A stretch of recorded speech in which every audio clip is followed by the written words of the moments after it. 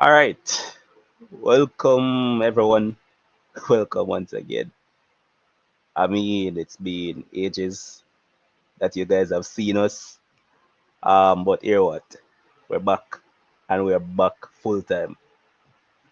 No disappeared again. I mean, we have a lot of things to sort out personally, but yeah, the request was like crazy, man. I mean, it's over what, a year since we last did a stream or anything of that sort, but crazy amount of people has reached out to me to say, hey, you guys are missing, man. You need to actually come back in the space, get your voices out there once again, let everybody know the thoughts that you guys always have. Because, I mean, let's be honest, man. Sometimes they say we should not type up ourselves, but we're not going to play along with that line. The scene, yeah, man, we have some of the best in the business when it come on to this. We're listening to all sort of different analysts and all of that. And respect to all of the man them out there, same way, but hear what? They hear about man fully, all the way. The whole team still connected. So I don't want to think that, oh yeah, the man them the deal again or anything of that sort. All of us still deal, all of us still par. Just that as mentioned, like personal stuff is the reason why we weren't able to like carry on through. But we're back full time now, guys. So as always, we need the support. Just continue liking, sharing up the stuff, and ensure that you subscribe. Guys, I want to really get the channel as to where it's supposed to be. So you do the right, and we'll just continue providing great coverage to you guys in all sports. So as mentioned, like literally, there's not one sport that we don't cover. So just do the right, and we're here to give it to you guys. With that being said, I have two gentlemen that are familiar around this circle. The first one I'm going to introduce to the spotlight is the man called himself Statsman, one Jason. Hey boss, what going?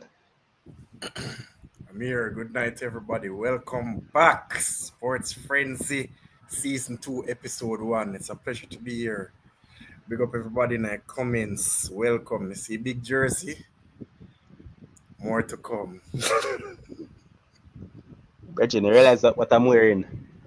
All black. I'm more on that side, the brother.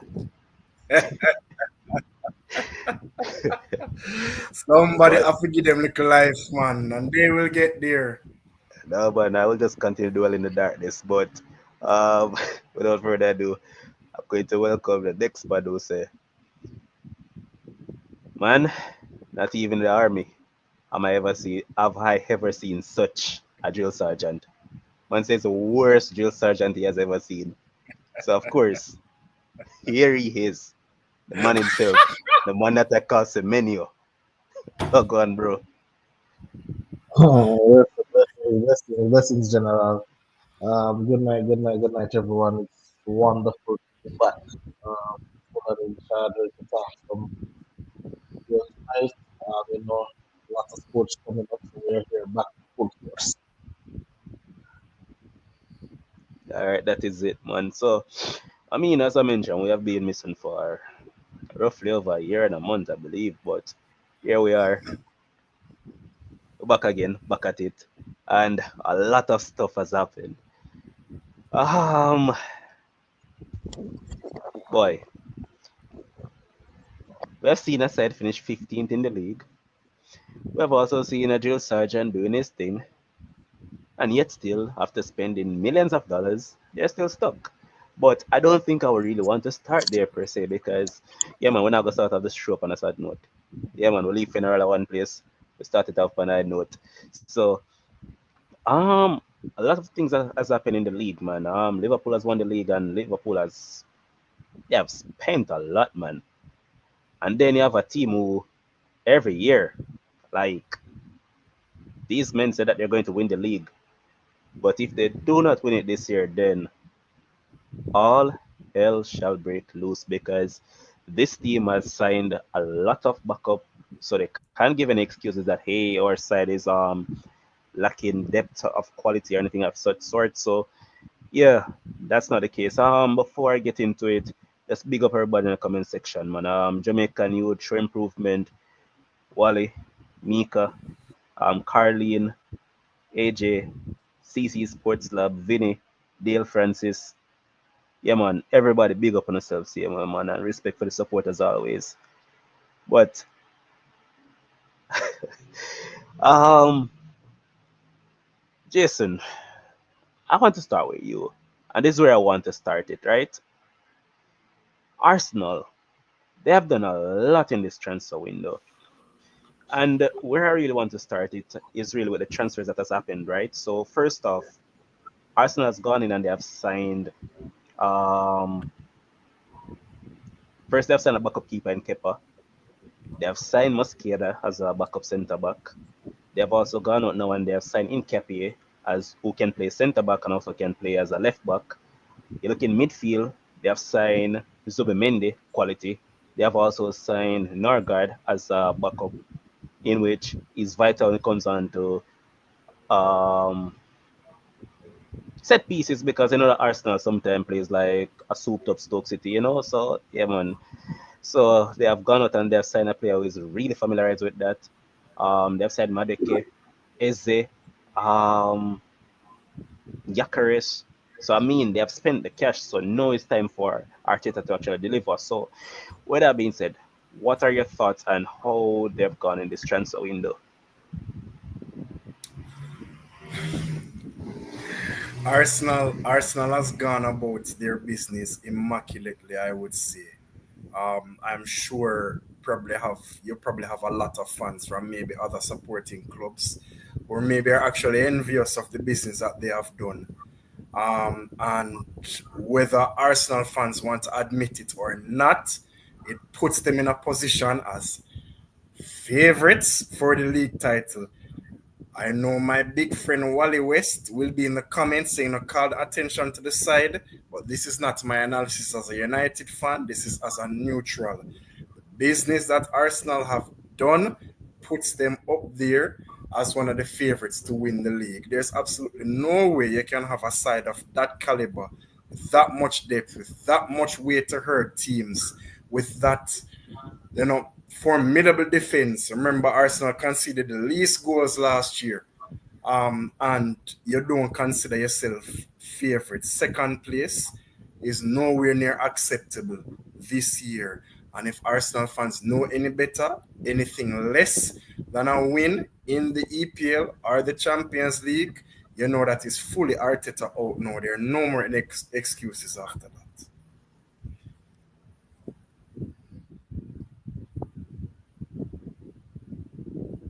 Well, I kind of beg to differ. You guys hearing me, right? Yeah, man, go ahead. Okay. Levon, if you talk, we not really hear you, no, Jenna. So I don't know if Levon talk, because we not hear him.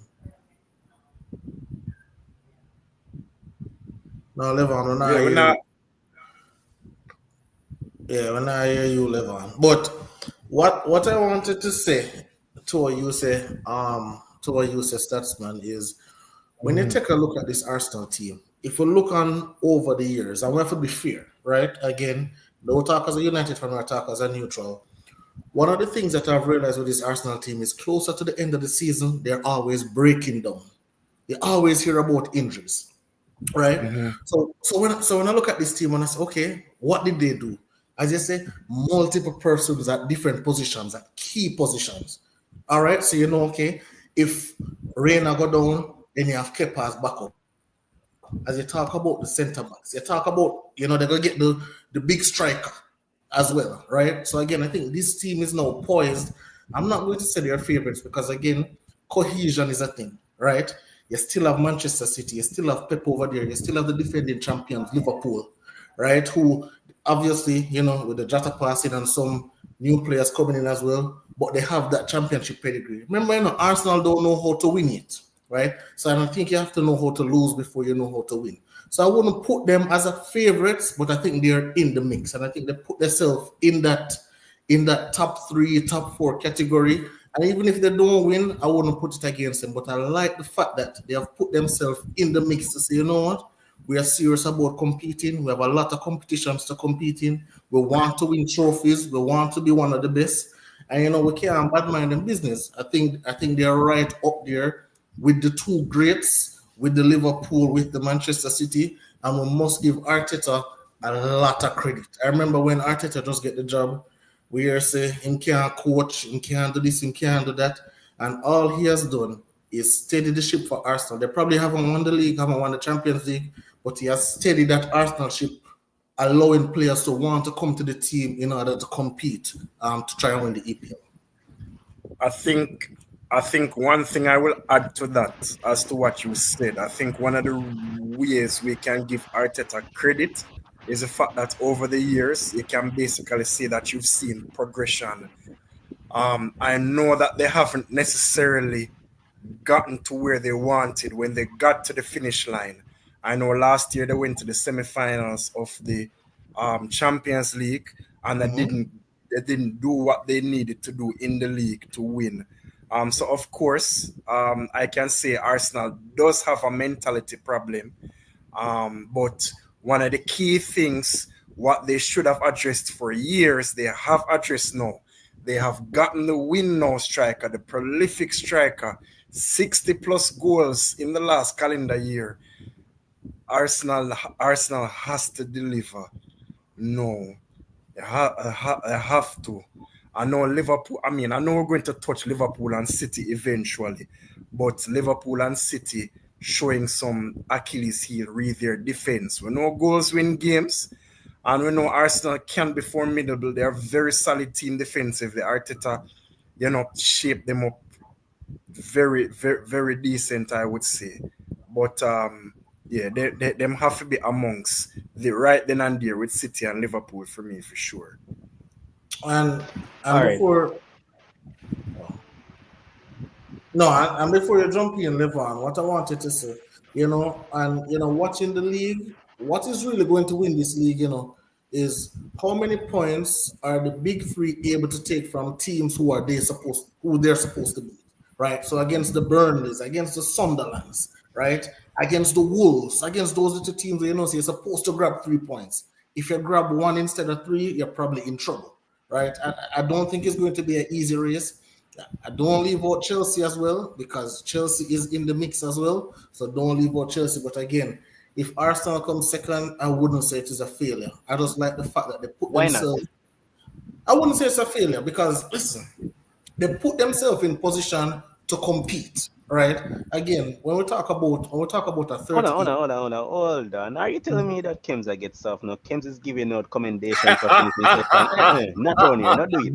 No, no boss, no We, boss, we no grow over boss. time. We grow over time, and we've been missing for a while. But we're not giving out any trophies for second place, boss. No, Nobody we're not. remembers who finished second. No, we're not, right? But listen, over a 38 game season with a FA Cup, with a Champions League, like along with winning the league is not only about the talent and the skill, it's also a little bit of luck as well. And you're going to need that in a 38 game season. Sometimes the ball probably don't bounce that way. You probably don't get a VAR call. Like, so again, I like that Arsenal put themselves in positions, but if they don't win, I won't say it's a failure season. I won't say it's a failure. Just say no, Kemsa a while ago. Remember when Klopp used to complain about the grass being too high or the grass being too wet? That's what the man sound just now. I, But I might can side with him if I take into consideration the fact that we don't expect Arsenal to win anything. So if they no, don't no, win no, anything, then it no, can be a failure no, because boss, them just no, performing boss, to type. no. However, I said that is just a side of it all. If I'm looking to be on his side, nobody expects Arsenal to win anything of note. So if they don't win anything, then of course them just performing to type, right? But what I will say also is that Arsenal have put themselves in a position in terms of the tactics that they can employ. We all know that Arsenal are the set piece kings in England. We know that every team is not going to perform to full potential right through the season for 38 games. There will be bad days. On those bad days, Arsenal will have the flexibility to say, all right, probably the pretty football now go in today, but if we're going to start flinging some ball in our box for Gabriel and Saliba, run up and see if they can get them head to it. Win a You 1 see, 0 from a corner and Statsman, stuff. And stuff. Yeah. Statsman, Yes, sir. Statsman. Let's not forget the first game of the season. Let's start there. Let's not forget Arsenal first game of the season. It was Oh, not oh, pretty. Of It- course, and that is the perfect example to what I'm saying. yeah, Because I know there are no trophies for that, but United were the better team on the day. But what happened? Arsenal got the 3 points because of what? They had the bad day and they scored from a set piece.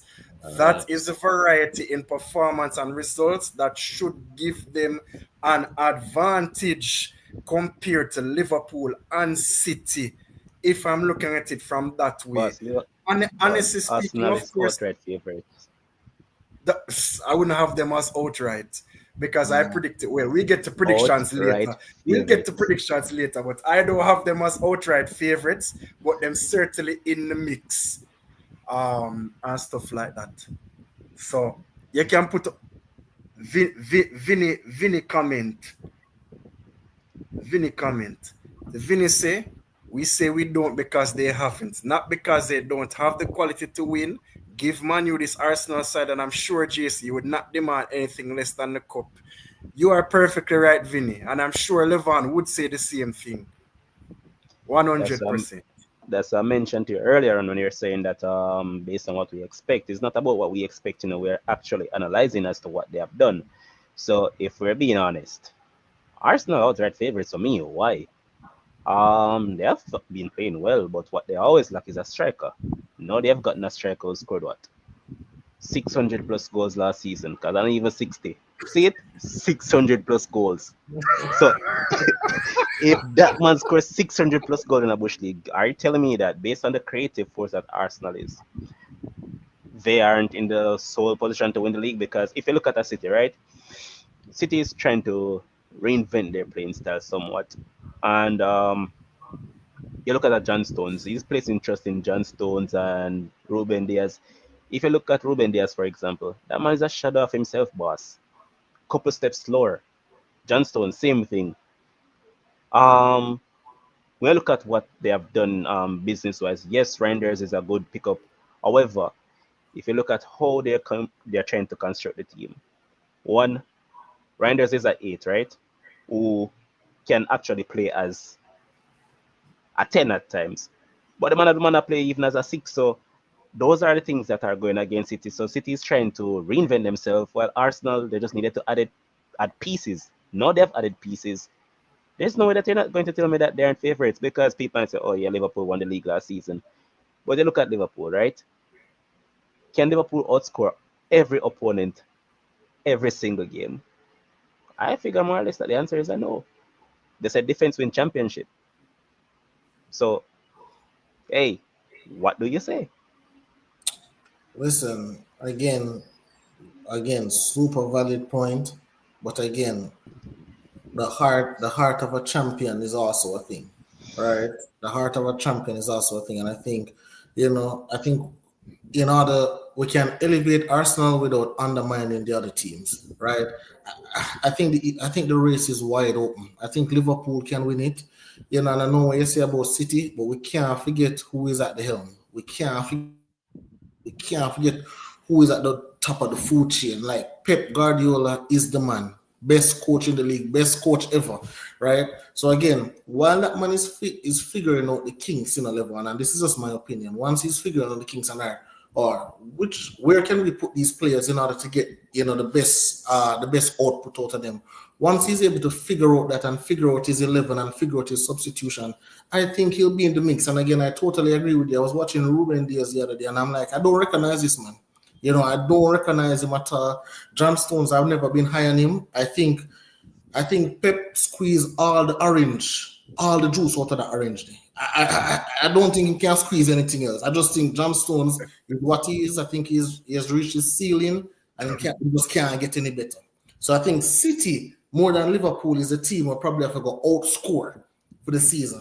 I think City going to win a lot of 5-2, 5-3 kind of games, in order to put themselves up there. Because again, and I know we have spoken about it in the group, when Demon's talking about the whole high line and this, I'm looking at their defense even the last game against the Spurs, and they're not good enough right now. It's just not good enough to compete right now. But again, I put my trust in Pep. He'll figure it out. He's not divorcing anymore. The family is good. Everybody's happy. Everybody's happy, and he's ready to go. Right. So again, like So it here's the can't. thing. Here's the thing. I'm about to drop the first wildest take up on our return. Might be All right. wild gear, but probably most of us agree because I know that you, as pointed out at times, and even Jason. But why I said that Liverpool has the outscore opponents, Right. Liverpool will continuously play Virgil van Dijk. And to be honest, Virgil van Dijk is playing like John O'Shea right now. And I'm not talking about John O'Shea in his A days. I'm talking about Mhm. John O'Shea in his latter days where if you realize that most of the goals that they have conceded, right, including the ones against who did they play in the first game? Bournemouth. Yes, the goals that Semenyo scored. If you realize what happened, Semenyo targeted Van Dijk per se because he realized that he doesn't have the legs. So if you look at that, in a sense, Liverpool is playing with one man as centre back, and that's Konate, and Konate not good enough either. So that's why I'm Mhm. pointing out that I think they more so than anybody else will need to outscore opponents. Because if you look at Liverpool, they're technically top heavy. Because all right, they signed Kirkes, right? Kirkes Mhm. is decent enough as a defender. They signed Frimpong. Frimpong is not a right back. That man is a right winger. So it's like you leave from Trent and go to Trent 2.0. Basically, that's what happened. So why I'm saying this is that if I'm being totally honest, Arsenal team, based on how it's constructed, is a way more balanced team versus the others. Because again, if you look at not defender, if you look at the defense, right, the defense is always tight. So you add Saliba and Gabriel, who are solid. Then you Mhm. add Mosquera and Incapié. Those are two monsters, two towers. Right back, they have Timber, they have Ben White. Ben White even can get game time. You look at left Mhm. back, they have Califiori. They have Lewis Kelly, and say they're about to sell Zinchenko because what? He can't get any game time. You Can't look get at it. their midfield right now. See, in midfield they have Declan a Rice, spoon of North. rice. They have Zubimendi. Zubimendi, yeah. They have Odegaard. Ah, They have Nwanieri. They have Nargad. And you just keep on reading off names after names after names. And you look so at the wing play and all of that. To me, as I said, in terms of balance and in terms of team that I look at and I say, oh, it's a team that really need nothing right now. For me, that would be so Arsenal. so Levon, you and Statsman, let me ask you a question. How much importance do we place on been there, done that? Like, because I think, for example, like a Manchester City, they've been there, they've done that. A Hmm. Liverpool, they've been there, they've done that. Arsenal has never been there, right? Arsenal has never been there. So Right. how much emphasis do we place on? All right, well, these teams know how to win. These coaches know how to win. Remember, I don't remember which exact season it was when Arsenal was up there running away and then City just run them down and catch them, right? Because they've never been there, right? So how much Hmm. emphasis do we place on that? All right. So I'm glad that you brought it up, right? Because if you should recall what you mentioned at the top of the show, um, they have been in and around the top two for majority of the last. How long since has Arteta been there? Over 6 years now. Yeah, for the 6 seasons he has been there, at least four of them he has been in and around challenging for the title. So, I mean, at some point you have to break your ducks. Sorry, telling. Are you trying to tell me that Arteta as a coach don't have that it factor to get Arsenal over the line? I So mean, yes, I understand what you're saying in terms of um, a Pepper's been there, done that. But you look at again, Slat. Slat just come in the league and Slat win the league with Liverpool, like literally. And yeah, that should have been a season where Arsenal could have said, all right, here no, what? no, Liverpool is Levon. making a transition from Klopp over to Slot. So Arsenal could have looked at it and say, all right, I think this is a fair opportunity for us to actually try to go into that. But no, Slot just walk in, right? Slot won the league.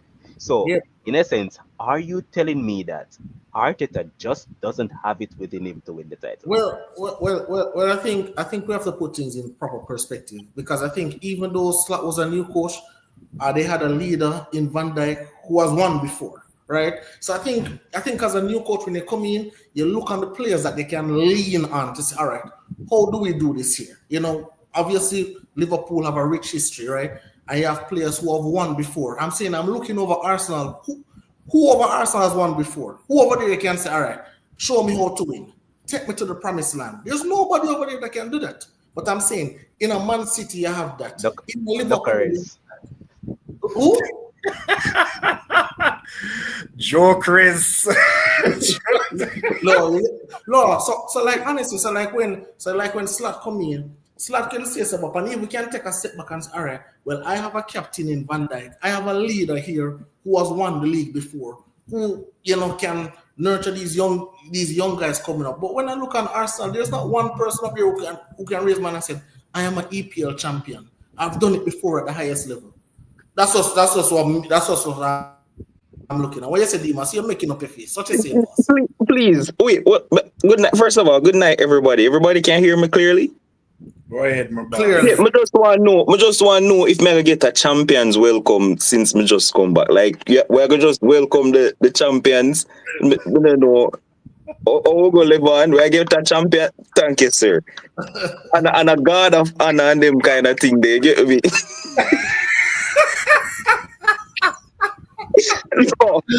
no, but it's great to be back. It's great to be back. Obviously, so I have some technical issues and stuff. So I have to use my phone right now. But I just came in to hear Kems making excuses. Like, nothing no change, boss. The man said there's nobody at Arsenal who has won the coach himself and the Pep Guardiola have how much wins. Boss, the man used to carry out Pep Cone them every season when them a win. I tell me say him not carry no form of winning mentality to that team.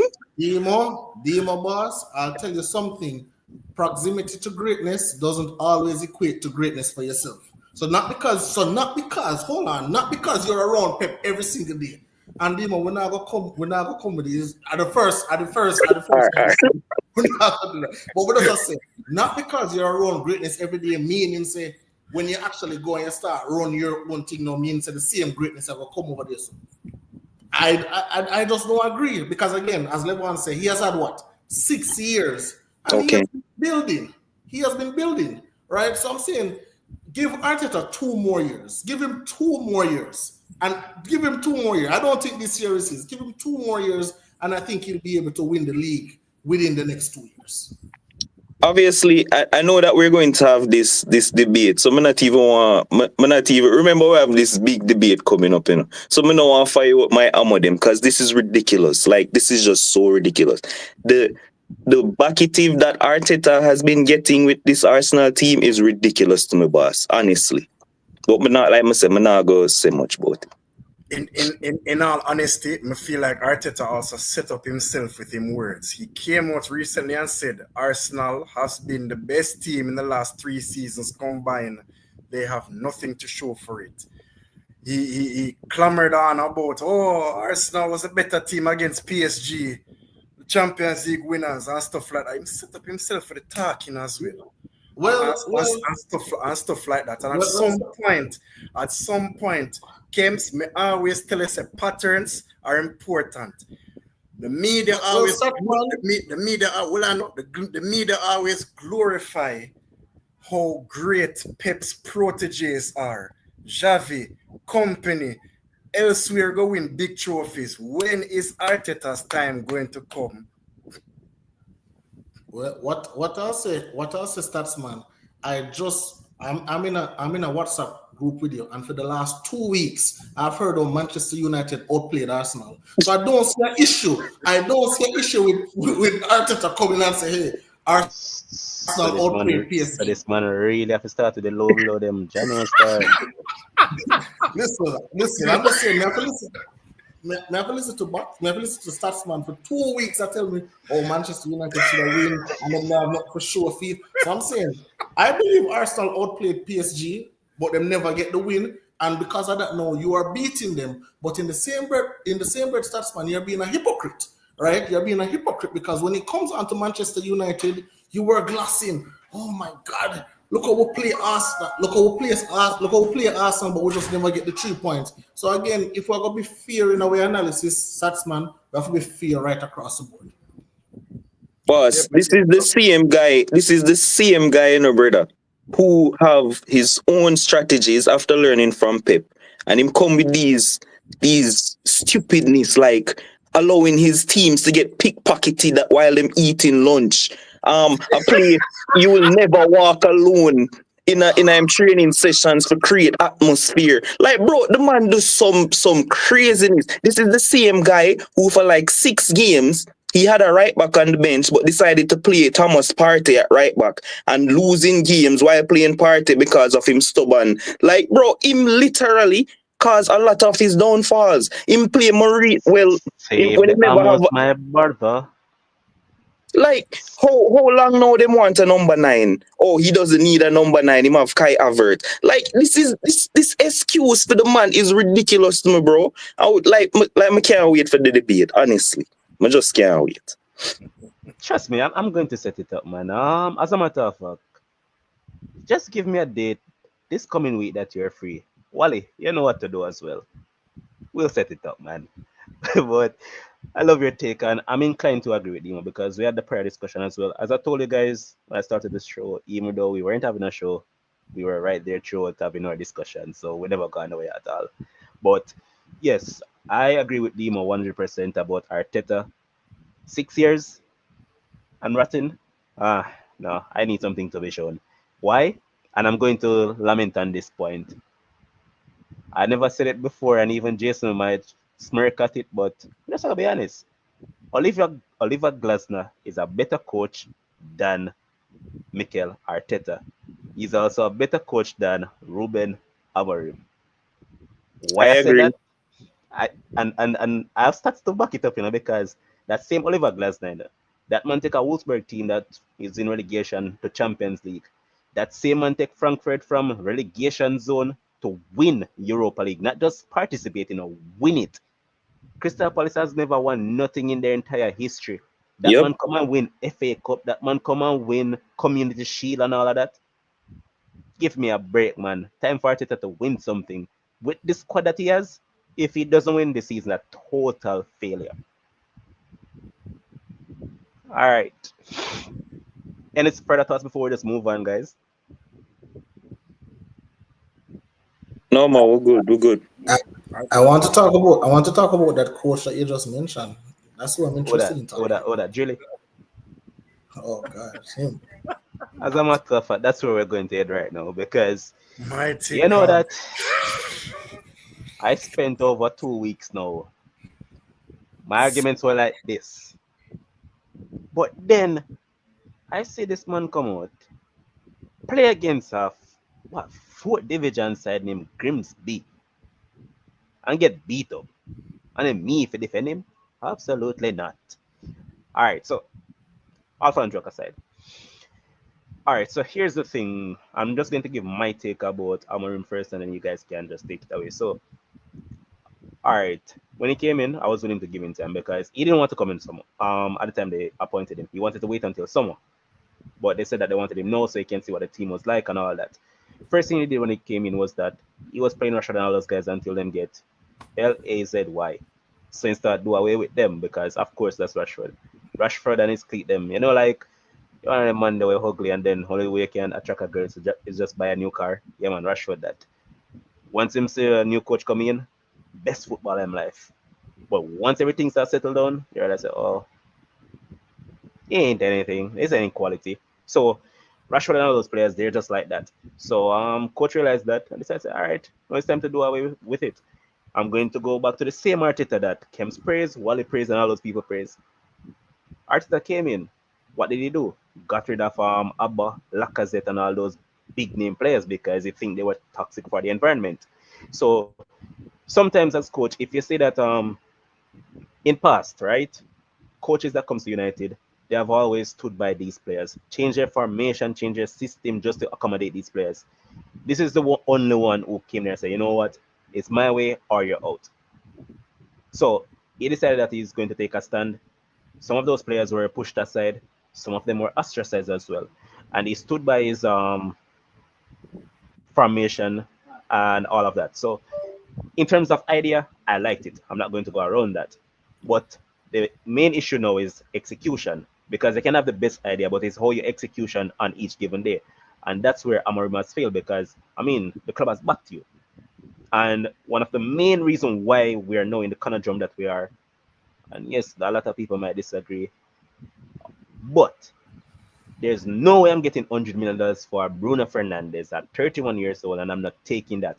Knowing the type of system that I have, know that I need a runner. And when I say a runner, you need a Baleba type player, a Caicedo type like player who goes up and down right through the entirety of the match.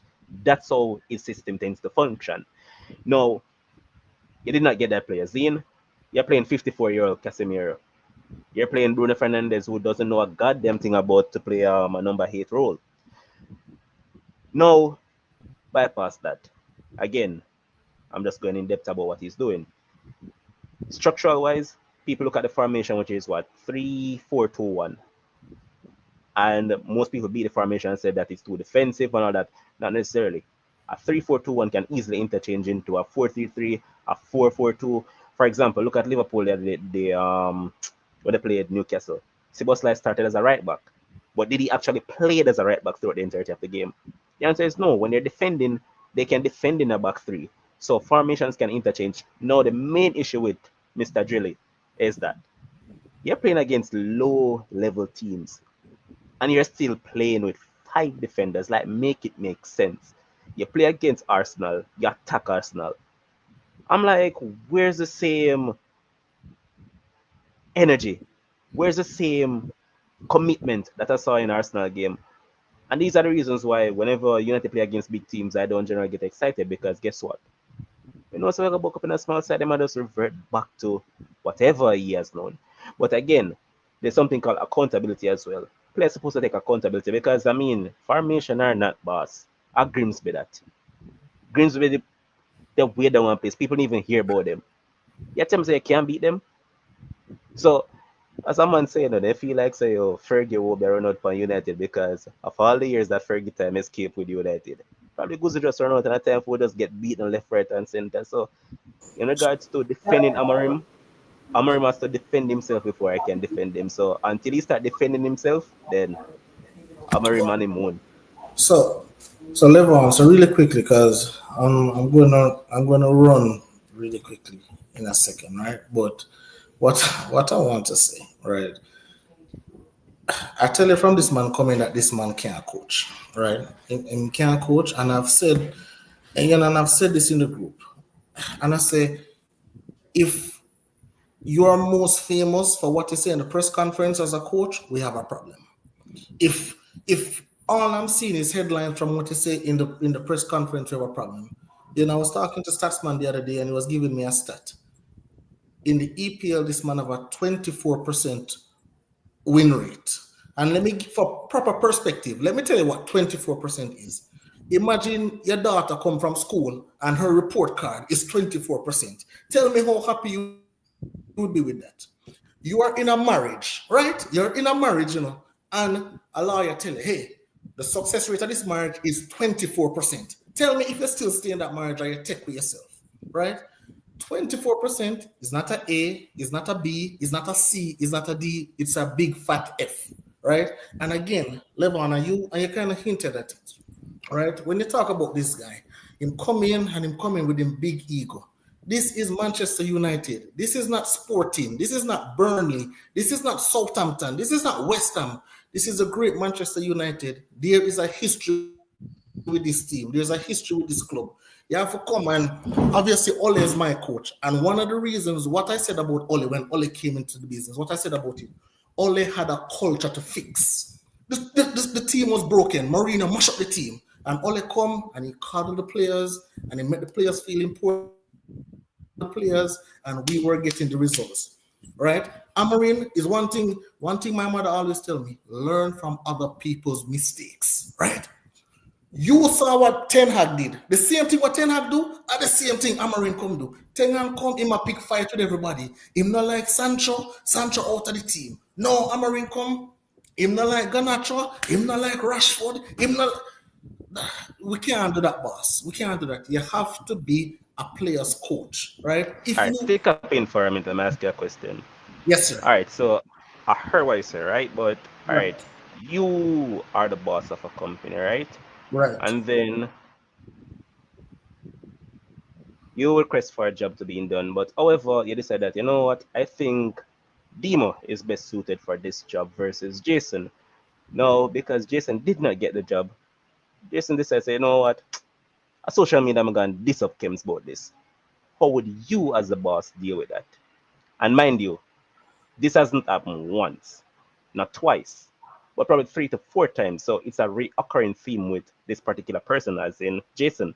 All right. So What would who? you do in that No, case? give me like the exact names. Who we are talking about? Give me the exact names. Who we are Same talking guy you mentioned, man, Garnacho. about? Okay. All Garnacho right. is like a spot right now because, all right, the first thing that it went, that happened, I think it was with Tenag. No matter how many I rate him, still I got pointed out that, all right, he did same thing with Tenag. Going around liking people posts and they say Tenag out and all those stuff. That's one. Two, when Spurs beat United in the final the other day, right? When he started from the bench, he and his brother create a whole entire dialogue about that. Again, these are little things that undermine coaches in a sense because how would you, as the boss, feel with knowing that Jason going around doing all these stuff? Level, Mind you, 24%, 24% is a failure, in which I agree with. level, 24%, you're talking about Phil Neville level, and Phil right. Neville is no good.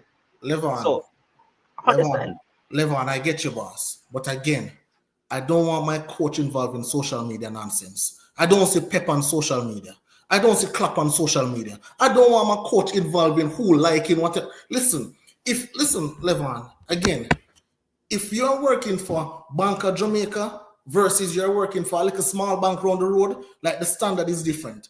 I don't want my Manchester United coach out there worried about what Garnacho is liking, what Garnacho is posting. Your job here, again, if you were coaching the team and you were getting results, I can see with that. But again, the focus too much social media stuff. Every day is on social media. Every day, no. I don't see Pep on social media. I don't even know if Pep have Facebook or on them something. Pep not have time for No, that. I think you got what I said wrong. Probably. He doesn't have to be on social media. You have people in and around the club that is on it, and they're going to discipline you no matter what, bro. So Boss. what I'm If trying to get at is that, all right, you have the company. mhm. What would you do if this is the behavior of players all the time? Again, remember as I pointed out, every coach that comes in changes their whole entire style of play just to accommodate these players. So again, is not that I'm saying that he's not supposed to get any blame because of course it's both him along with the players. But where's the accountability from them? So Uh, my thing is that you look at even a man like the dude that kept in goal for the against Grimsby. Like the hell? boss. His name is Onana, Him have a name. I just say. Levon.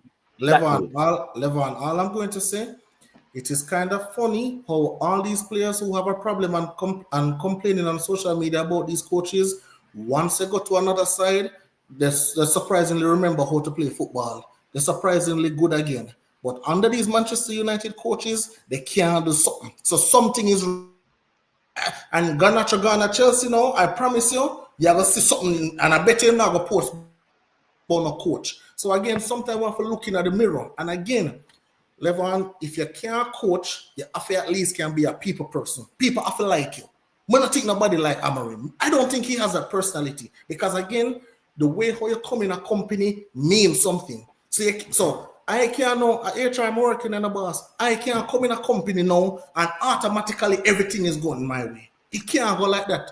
People are going to turn against your boss because no, you can't style them people and then turn back into the same breath and want them play field. It don't work. So these people are human beings. These people have feelings. These people have families. So when you come in now and then, Garnacho is a man when know him talent. Rashford is a man when know him talent, know him skill. And I don't know if you had watched that podcast with Michael Richards when Rashford was talking about it. And Rashford was saying, hey, and they asked Rashford, who are the best coaches that you play under? Do you know the two coaches that the man said? Jose Mourinho and freaking Ole, right? And the only reason for Jose, only thing that Jose cared about was winning. However you want to win, him just want to win. Amarin, I don't think he wants to win. He wants to win his way. If you Bossman, know, if you know, you see, if I got to counter my argument, don't use Rashford as no reference point because Rashford is what 29 years ball, old and ball, only has ever had ball. two good seasons his entire life. And this man decides to go over Barca, and oh, all of a sudden, Barca culture is way better. Me say this man over Barca play, and this man just look like a You don't Sunday think league baller. You don't think Barca culture is better? Let me ask you. You don't think Barca culture is better? Is it better? Yes. Is Rashford any better? No. It's the same Well, goddamn Rashford that was at Man United. Rashford running in five, six, seven different players. Just the other day, Rashford was on the pitch it's- against who? I think it was Mallorca, one of those side. Barca was down 2-0. They sub him off time and immediately there goes Barca winning once again. So Rashford hasn't done anything of note to really say, oh yes, this is justifiable. Rashford is the same bug. And he will always be the same glorified bug.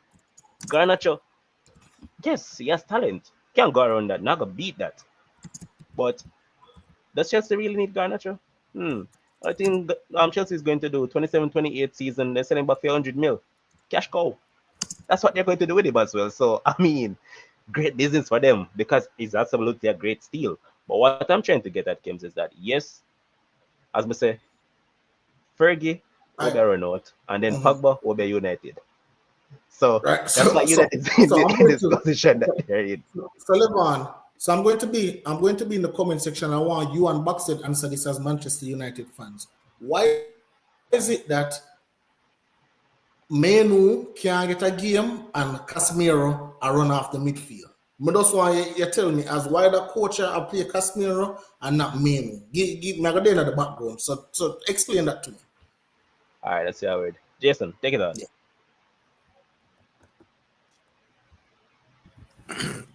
And here I was thinking, maybe I could just leave Kems and Demo to talk to each other. Me, Boy, this is the funeral part of the show. Anyways, I've posted it in, cause we have a United group on Facebook and stuff like that. I've posted it many times that I think the treatment of Meno is unfair. We can't be balling for quality in the midfield and be treating probably one of the best midfield gems I've seen come out of the academy since Paul Pogba, talent wise and stuff like that. That man is pretty much the archetype of what Amorim would want as a midfielder in terms of being to take the ball from the defense, look, circulate passes if he need to. Him can beat players if he need to, because many times he see him glide and beat players and him use him dribbling to full effect. Casemiro is what, 50 years old? 50. Casemiro is 50 years old, brother.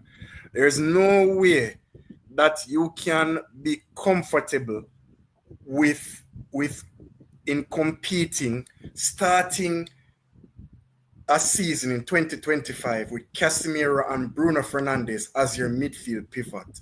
That does not make sense compared to the rest of. You see, let's put all of the other teams with this formation. Who would be Arsenal's pivot? Declan Rice and Martin Zubimendi. Who would be Chelsea's pivot? Moises Caicedo and Enzo Fernandez. Who would be Liverpool's pivot? Alexis McAllister and Ryan Gravenberch. Demo highlighted himself after the Bournemouth game how critical Gravenberch is to that midfield and stuff like that. Man City pivot, Ballon d'Or, Rodri, and Tijani Reinders. And don't me even call Tottenham. Tottenham, who many times get ridiculed. Tottenham who finally decide learn how to win trophies now. Pape Matasar and one of either Bissouma or João Palinha.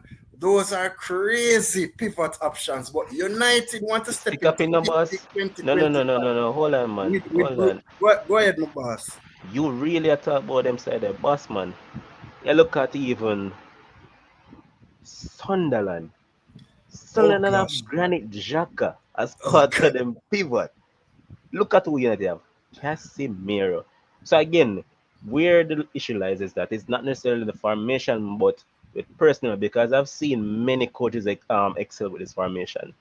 Yes, they might interchange certain different things. Like Amorim, for example, tend to use central centre back as part of the pivot to beat the press at times. But then again, sometimes I dislike Amorim football. Why?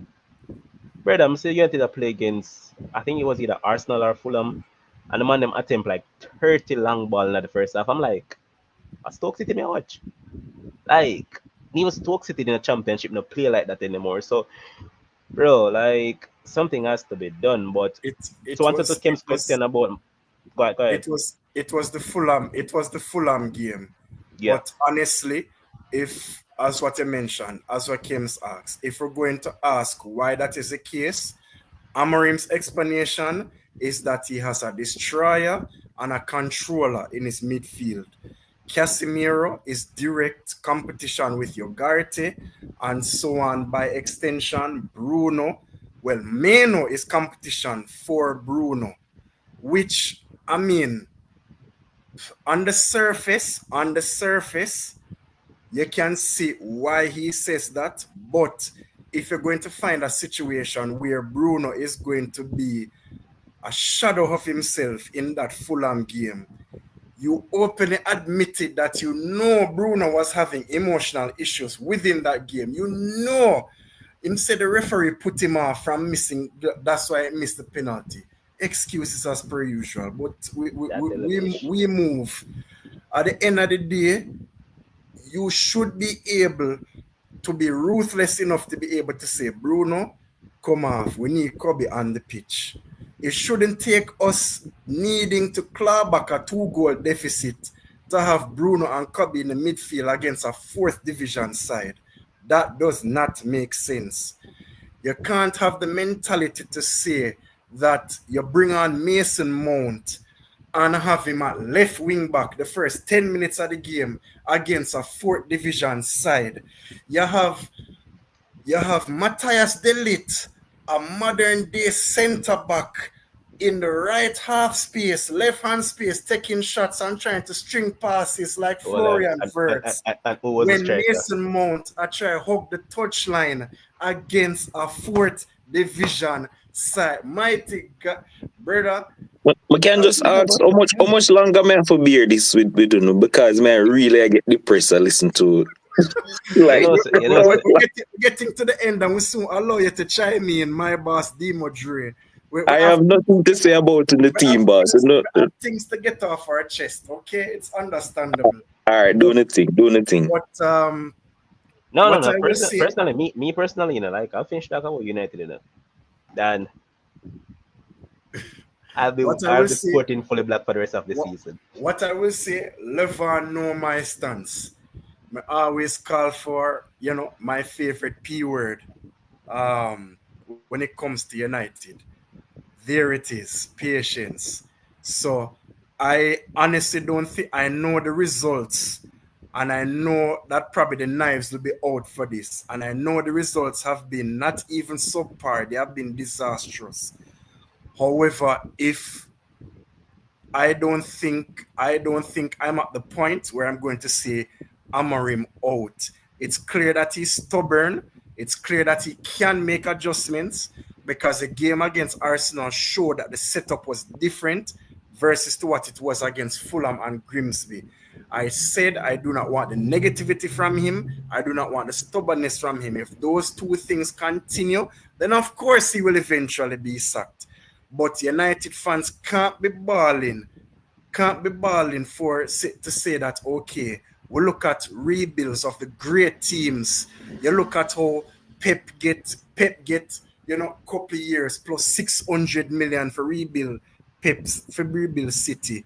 Liverpool went through that rebuild with Klopp. How much years? Arsenal finished eighth twice and now they're up there. So you can use those examples. And when it comes to United, we get three results. And of course, everybody, lose them head and say, let's get the coach out. It don't spell any sense to me, but we have a better, quote unquote, better board now. So listen. Yeah. To be fair to Una still, just to make Una feel better about yourself, Liverpool lost to Grimsby in 2001, 2002, so don't feel no way. No, no, no. Anyways, Let us draw for something more recent. Liverpool lost to Plymouth last season. Liverpool lost to Yeah, Plymouth last yeah, season. but my thing is, However, yeah, on a rebound by winning the league. So these off days do happen against lower league sides. I yeah, watched Fergie lose against York City one time. mm-hmm, Louis Van Gaal took 4-0 from some plumbers doing an NK dance and stuff like that. So these things happen. The reason why this is overblown is that United fans don't take this as isolated one off. incidents. It's not 3 games, it is 9 months and three Mm-hmm, games. So yeah. that's why this is happening. So context is important. But yeah, me understand, brother Demo. Go ahead. all right. So technically, let me finish that about United. Please, let's move on. Man, so all right. Obviously, as mentioned, the champions are doing what is expected, and I mean, next week has started off really well. Yeah, man. So the giraffe one has really gone good so far for Liverpool, and man, imagine that they're about to add one of the most Ooh, prolific striker in the league in Alexander ooh, Isak. I mean, ooh. How man, can you you put me? guys have really done great. All right, so what I'm about to comment Liverpool and even Chelsea to an extent is their ability to sell players. And why I'm going to draw for that, I look at United, $40 million for Garnacho. I guarantee and I kid you Crazy. not, if it was Liverpool, 80 million. Bro, No questions asked. 40 Why I say is that? crazy. how Why I them say get that? how them get so much money for Tyler Morton? I'm But sure I was probably just half about to get there. half The of man people get who like watch football don't they even got know who that is. 15 million for Tyler Morton. You look at Kwanzaa. The man them get 35 million for Kwanzaa. And I mean Kwanzaa was Bro, doing well, yes, but how many league games has Kwanzaa ever started for Liverpool? So Liverpool are really good at selling, so that is really commendable of them. And don't Mhm. forget Coutinho from way back when, man. The Coutinho money is just done the other day upon work. So Still yeah, around, man. still around. But interest a boss, rule what upon I it, think about man. your team, and all right, what I'll say to you first is that, and I know that I disagree to some extent about Van Dijk, but for me, he has lots of step, like a big step. So I personally think that you guys need an additional centre back along with Gay. So I think you need two centre backs in my estimation. Yes, you have signed Leone, but Oh, with who just got Konate, an yes, international call up for Italy, by the way, just saying. he had a really good season last year. So Okay. yeah, but you look at Konate, and Konate headspace seems to be all over the place. I mean, he was okay against Newcastle, and I say okay because he played a decent part in that game-winning goal that you guys scored. But other from that, hmm, where's Konate? But what do you think about your team overall and how it's constructed right now? Because I mean, you have two world-class goalkeepers. Yeah, so all right, so here's my thing. First of all, again, big up to Liverpool SC, champions again. Ole ole ole. So I mean, for me, it was devastating losing Klopp. Obviously, we never have a show. Obviously, only in the group know the emotions and we go through with the Klopp thing. And Slot came in. He basically used a Klopp's team to win the league, and so transition was expected. Obviously Kaiser came in, not for a lot of money, and so with all of the competitions that we were in, winning the league and all of that, and money back up from whenever, we have a lot of money to spend, and so the start of the window was amazing. Frimpong and Kirkes and all of the guys, and obviously Robertson getting older. He was named our vice captain now, which is ridiculous because he's not starting games. But he named him the vice captain today. Um, and then obviously the snake left and is now. Yo, if you know I'm leave the show, or just keep up the comment because I literally just try to skip past that, bro. Like, obviously, the snake left and he's seemingly heading down the Coutinho part, dropped from Real Madrid and now not making the England team, but I'll say less. And so we have gotten a better right back. I mean, we already had a better right back in Connor Bradley, and we have Frimpong now. So it's great depth there. The centre back is obviously a problem, but I think Leone coming in, we see him as a first team player. He's not no youth prospect or nothing. He is going to be a rotational player. And also, we really need to get the Geisa. I don't know what Konate is doing. I don't know if his head is turned with the Real Madrid links. I don't know whatever it is. He need to wake up and get over it, or we'll start playing Leone from now and get the Gehi deal done. Obviously, Joe Gomez is still there, but he cannot stay fit. But once he's fit, you know what he's capable of doing. But this Van Dijk thing about losing a pace, if you talk about losing a stride in terms of his speed, sure, of course. He's getting older. He suffered a almost life-threatening injury from that Pickford tackle. Of course, he's going to lose a yard of pace, but in terms of aerial duels, still have it. I think he has the most aerial duels so far in the league. And he's still a commanding presence where most people scared of. So we know we're about Van Dijk. And then obviously the top end of the pitch is stacked. We know some rate Ekitike already, but he is the best out of a bad bunch of strikers to come in the league so far with Gyökeres and Sesko and these guys. And he had started off like a house on fire.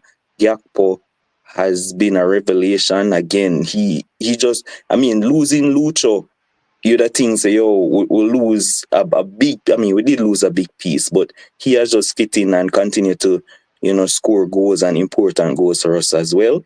And Salah is just going to do Salah things. So the top end at the pitch, I don't really want to go through the Jota thing, obviously devastating. Rest in peace to him and his family. I hope that, they might recover and stuff, but we need another forward, and obviously, hopefully by Monday, the big man is there. The real number 9. And once he comes in, whatever Ekitike been doing, you have to go up on the bench, or you have to go play left wing, right wing. You just know, say, the real forward will take his place and do. So the only concern basically for me is midfield, because I think that I know Gravenberch is doing well. It's seemingly like we're just one injury away from collapsing, because the start of the season we have been conceding a lot of goals, and for me it's because the midfield pivot and the midfield three has not played together since the start of the season. So the first game there was no Gravenberch because of suspension, but McAllister was there playing half injured, and then the next game there was Gravenberch, no McAllister. And so the midfield is just easily bypassed. Curtis Jones and all of the guys who played are progressive ball carriers and no defensive bone in them body. So it's easy to just run through and get to the back line. And it's like, yeah, we've been conceding a lot of goals. So I think we need to get somebody in eventually. I mean, we're not linked with anybody for play CDM. But I think that's going to be a major piece. Obviously, Florian Wirtz has been very disappointing so far. Going to take some time to get up to speed. He's been here and there, but he's easily brushed aside off the ball. Like everybody just a blow past him, can't complete a pass. Meaning have probably one decent shot in the league so far with the keeper of a say against Newcastle. But I expect him to come good because he's a quality player.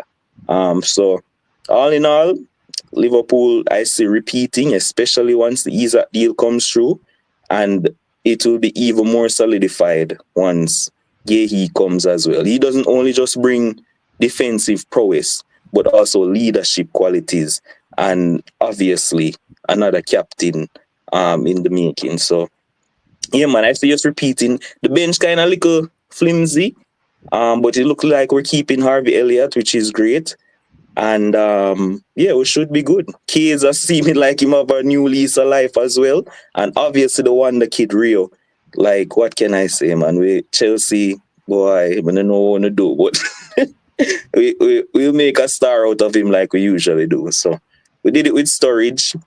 Probably Solanke failed, but we do it with Salah. We do it a lot of Chelsea players, but Rio will come good again. So I have Liverpool to repeat, and we move. before you jump in, Levan, I want to spear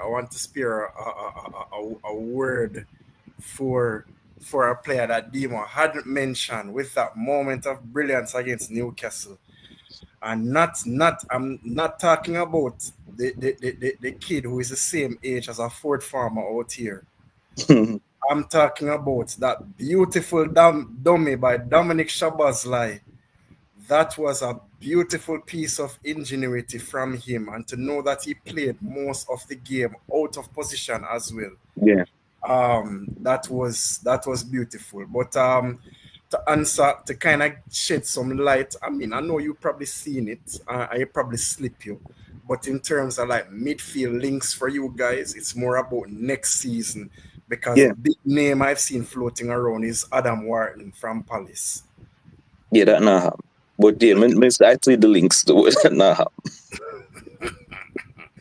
Well, we, I we, wish it would, but that. we'll see. The thing with that is that I'd expect Adam Wharton to want to come and be a starting player. It's hard to start when you have that, Yeah. partnership of McAllister and Gravenberch going on. But I mean, we'll never know in football, right? So we'll see. Yeah. But yeah, man, big up, I think I thought he was man of the match for me versus Newcastle. I know everybody, them give Rio and but I thought he and Van Dijk were exceptional. All right. So with that being said, we'll look at the other teams in the league, and now is where we're going to focus on who we have as champions versus top four and relegation. I wish I could put these up on the screen. Let me see. Can I put it up? It's not giving me the access, but let me just go through it. Where can I find it? Let, All let, right, let, let so us just give, first and foremost, let us just give the disclaimer to the audience. These predictions that Levon are about to read are not final. The final predictions will come at the end of the transfer window. which would be First more than likely show, next week. the first show after the transfer window closes, we are able to give revised predictions, and this is just a draft. All right, good. What you boss? All right, so um, first man is Jason. So Jason had City for champions, top four of Chelsea, Arsenal, Liverpool. We also give our picks for multiple different things. I'm just going to go through all of that. Or better yet, let me see, how should I do this? No, yeah. So Jason had City to win, then Chelsea second, Arsenal third, Liverpool fourth. After that, the man himself, Demo, had Liverpool winning again. Yes, Chelsea for second, Arsenal for third, City for fourth. After that, my picks was that City to win again, top four of Liverpool, Arsenal, and Buggy, but that's about to change because I did not get my Baleba because Baleba is who I really wanted to sign. Had I signed Baleba, then sure, but top four, not so bright. Um, for Kems, it would have been City as champions, Liverpool for second, Chelsea for third, Arsenal for fourth. And then we have a man who is not here tonight, but he'll be present at some point, who is Ryan. Ryan had Arsenal to win, City for second, Liverpool for third, and Chelsea for fourth. All right. Off the button, I can just simply change my picks right now because Arsenal is favorite. So Arsenal to win. Yeah, I still wait for the transfer window for close. But we still have to wait for that till next week. But In all fairness, the picks that I confirmed for the top four, they actually weren't in order. So I didn't have Liverpool as fourth, but I just to how it type. also, you just basically throw it up on the. Me just did a pick who did I go fill out the top four. Mm. That would be a disservice to my brother Demo to put Liverpool at fourth. Okay. Boss, me no business going on, do you know? Just remember, I'll be here. I'll be here, Bossman, man. Bossman. If it's possible that Liverpool get relegated, I wish they could get relegated. Exactly. I hate Liverpool with a passion, Just passion know and a half. one thing that will change for me, like I've been saying in the group. The people who just keep on just asleep on Spurs, them are gonna make my top four, especially with the Simon signing now. Like they miss out on Eze and then boom, go and get Steve Simmons from Chelsea. And I'm having them right in the top four this season. And I think it's a better sign. Just that here's what I think they're going to suffer from: the fact that they're in Champions League as well. So the fact that they're in Champions League and all that, I think that's where they're going to falter. And additionally, Jason mentioned about Bissouma. Bissouma is on his way over to, I think, Galatasaray, one of those teams. So Frank don't have nothing to do with Bissouma. So he has Yeah, to but move Bissouma from his how team. that gonna affect them? No, no, Them no, have no. In terms of Bentoncourt, them have Sar, Something you can play there as well. Archie Gray, Yeah. and no, And yeah, with but Birdvow, I mean. yeah, but the thing about it is that yes, they have depth in a sense, but um, do they have that killer instinct? That's what we have to look at now. And even centre back wise as well. Let's say either of Romero or Van de Ven should go down. Who is there to step up? I thought that they would have kept Vuskovic, but even Dragosino they haven't been playing him either. So I mean, Mm, this is how Frank generally plays. Frank normally stick with his back three or back four, whoever, because you know that for yeah, Brentford it's normally Pinnock. what's his name, Pinnock and any other two. Mm, So it's Pinnock and those guys. So um, let us see how it goes. But I think they are in a good position. They have made some really shrewd signings. The signing of Kudos, very good pickup. Know that they got Chavi Simmons, brilliant yep. pickup as well. And I mean, where had they been able to even get Savino? That just brought Hmm. them over the top. But Yeah. that's not the case. And I saw some news earlier on today that they're going after Nathan Ake as well. Would actually add some winning experience to their backline and all that. So that would be a good window for them. But they'll be up there. In terms of Yes. team that I expect to fall off, and is I Ake wish that would get relegated. is Ake or Akanji? I think Ake. Kanji. I think okay. Yeah, man. Ake. Akanji is going to AC. Okay. Yeah, man. But based on the teams that we have seen, right, and based on all the transfer business that we have basically seen as well, which team you think has made the best signings per se? Arsenal. No, no, That no, no, no. relative. That Outside of relative. Arsenal. So, all right. Let me first. Outside of what? Because even Chelsea has really made some good signings. Yeah. So outside of the perennial top six, which team you thought has made some really good signings that you think that hey, this is a team that could cause some noise this season? Because all right, one team that I know that will get depleted somewhat is Palace. If Palace should lose Okay. Gay and then even Warner, because I saw news swirling that it's possible that a few clubs might target Warner in the last few days of this transfer window. Yes, they have Mm. signed Yermi Pino to replace Eze. Good upcoming talent, yes, but you know that he's new to the league, so they will be on the down. But um, which team I think really can cause some noise? I mean, is Tottenham a part of the top six? Because Tottenham are my answer. Yeah, man, No. Tottenham in top six, man. United is not. Like all this hype about Sunderland, I don't get it. Like I say, I don't think they're going to win more than 2 games this season with all the signings they make. I like I don't expect them for cause no noise. Um, yeah, I don't know. All right, Apart so from Spurs, man. all right. Personally, I think that even though they have been rejected by a whole lot of players, Newcastle has really done some good business. What? They have. Why I Man, say them that? sign Ramsdale and Stan and Walder Mold or whatever I bought him. Yeah, Walter Mada is up there in terms of hot strikers in the world right now. I'm Best sure he believe it. But losing Isak will be big. But if you look at what they have done, right?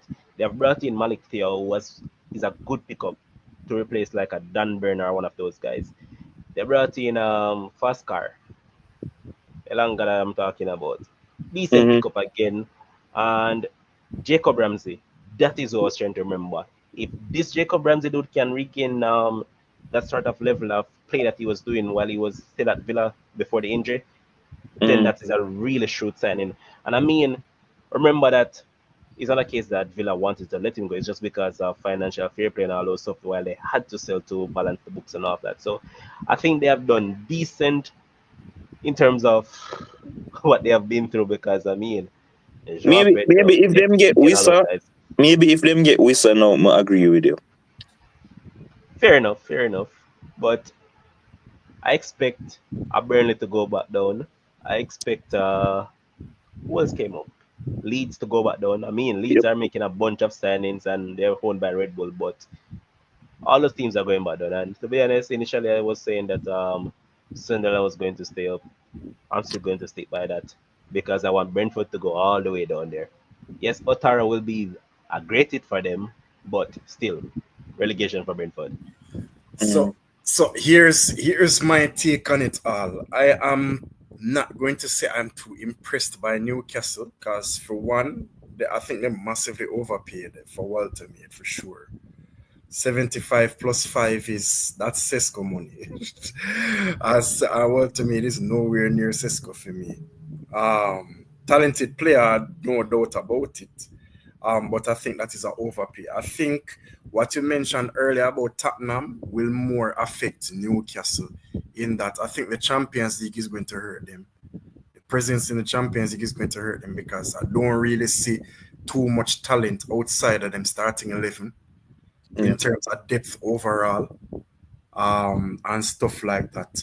What I will say is, and this might come as a left field prediction, you ask me about a team that can cause some noise, maybe not in the position, but in terms of performances. I am looking at Everton. Tyler Dibling, Thierry Barry, Jack Grealish are reinvigorated. If Everton get anywhere near to Villa's version of Jack Grealish, they can make some noise. I also signed a midfielder from Chelsea as well, Dewsbury Dewsbury Hall. and stuff like that. Carlos Alcaraz. Yeah. So I think Everton are a good shout for something like that. Yeah. Show that. Fair enough, fair enough, fair enough. But I think it's shaping up to be a great season overall. Like, yes, even though I give Arsenal the favorite tags and all that, but any card can play basically because Liverpool is still up there. You can't count them out any at all. City just the same. Chelsea, as you mentioned as well. So it will be an interesting season, and there's a lot of things to look forward to. But any thoughts about the league itself before just getting to the predictions for this weekend per se? Um, I mean, we don't want to stress it because I know where I look for clothes. But some of the rule changes. I mean, I like the rule change about the keeper can hold on Goalkeeper. on the ball too long because I get a corner. Like, I really like it just because Arsenal used to do that a lot, and them can suffer from them own, you know, mistakes by Rhea keeping the ball too long.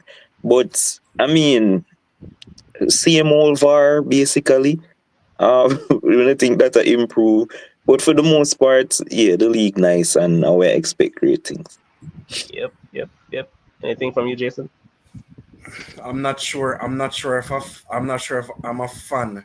Demo mentioned VAR. I'm not sure if I'm a fan of the referee um, Video camera. vocalizing Oh, decision to the crowd. It's giving very NFL, but Yeah, and uh, also the halftime interviews with players. I hate that. I don't think it's necessary. no, I don't think so either. But they're trying to change things, I guess, to kind of keep the product interesting. So we'll see. Some will backfire, some will work in their favor. But I'm not a fan of any of those. Agreed. I just want some refereeing consistency now, please. yep, Thank you. That's all I ask for. That's all I yep, ask for. same, same. And it has started off with some dubious ones so far. So I mean, Then I better start to it, brother. what to do? But all right. first match for this match weekend, which is week number 3 of the league. I mean, Arsenal is on 6 points, Liverpool is on 6 points, and there's another team on 6 points, I think. Who is it? Spurs, easy. Man, them not even concede a goal. So those are the two teams that are currently well, the three teams that are currently on 6 points. But early up tomorrow morning at 6:30 a.m. Jamaica time, we have Chelsea going up against Fulham. Fulham, that's been a rough window for them. I don't believe they have signed anyone except for a keeper. His name is Lekotme, but they're on the cusp of signing Chukwueze from AC Milan and also Kevin from Shakhtar Donetsk. Mm, And I've seen them linked to another wing as well. I don't remember who it is, but they're trying to bring in some players. I mean, they sold Andres Pereira today to Palmeiras for like 10 million. So yeah, mm, and is that a case that they have looked bad? And no, buoyed by the return of Anthony Robinson, they can just expect great things because Anthony Robinson is big business at left yeah. back. So, with that being said, and we look at the Chelsea team who is rejuvenated, reinvigorated, and they look really good as well. Joao Pedro in the form of his life. How we see this one going? Anyone if you can take it on? Is that Chelsea home game? Yeah, Yeah, like you mentioned, I think Chelsea will just be too powerful. I mean, Muniz was scheduled to leave and they managed to hold on to him, which I think is a really good hold. Um, but I think Chelsea will be too strong. And like you said, the Joe Pedro thing, I mean, they'll miss Cole Palmer because he got injured. So that's a miss, not that he looked great will for they miss about him? Will they actually miss him? yeah, he's not going to play. As in, Um, will they actually miss him? oh, that you mean? Like for Remember, 8 months now, my that brother boss, no do that nothing. man has scored an open play goal since January, now, boss. Exactly. And yeah, like I think they'll be yeah, actually mega go with the score we just go before 3-1 Chelsea. All What right, what fair what enough. what I'll say is that of course this is a London derby. Derby games Mm, and it's possible if we're going off of form and talent, then of course Chelsea wins. And should be winning comfortably in my estimation. I'm a fan of Marco Silva. I like how he sets up his teams. And I think it was, I'm not sure if it was last season. Was it last season? Fulham had that famous win against Chelsea. I think almost the last kick of the game. I think at the same mm, Just he that, scored the yeah, in winner December, Mooney scored it. and stuff like that. So Chelsea will be looking for, even though that was at because I think that was at Craven Cottage, not Stamford Bridge. But I think No, no, no, no, Chelsea no, was, no, no, no, no, no, no, no, no, no, no, no. They beat Chelsea at Stamford Bridge, and then or it Chelsea was at beat them Stamford. back Okay, at I don't know. Craven Cottage. Okay, okay, all right. So yeah, I think it will go true to form and Chelsea win. More I'd go with a Emerald Arts comment and say 3-1 to Chelsea.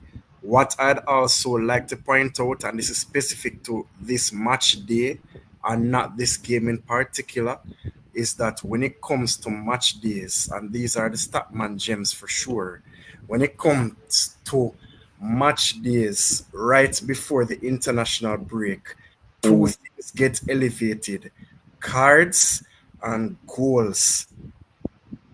We have seen the last 3 seasons, 5 cards a game in this same match day 3 right before September, and we have seen 3 goals per game. So you can look at the matches and identify which one of these games can go over 2.5 now, and mm. see where I'm putting the money to use. Um, Sassy Kurt Buchanan says 3-1 to Chelsea. By the I'll way, by the say way, Levan, before you get like, I think there's also one thing I forget to mention, and probably that's why everybody put a goal Fulham. Them need to do something about Sanchez, bro. Like that's a probably Chelsea's only weakness with Sanchez in goal. I know he had a great world club Club Cup, whatever cup Club World Cup. good game, but they need to do something about him. But that's their one weak spot for me, so They they'll can, concede. they can. Chelsea have like 40 goalkeepers, so Exactly. I mean, Yes, sir. they loaned out the best one still, who is the best performing Mm, talent to Strasbourg, Mike Penders. So yeah, mm, they don't trust Jurgensen either. So I mean, six of one, half dozen the other. But yeah. I'm inclined to disagree with you guys. I'm going with either 2-1 victory to Chelsea or a draw in this game. Yeah, but you have to pick one. 'Cause if All you right. go 2-1, you agree with me. Bet us interpret that as Chelsea win draw.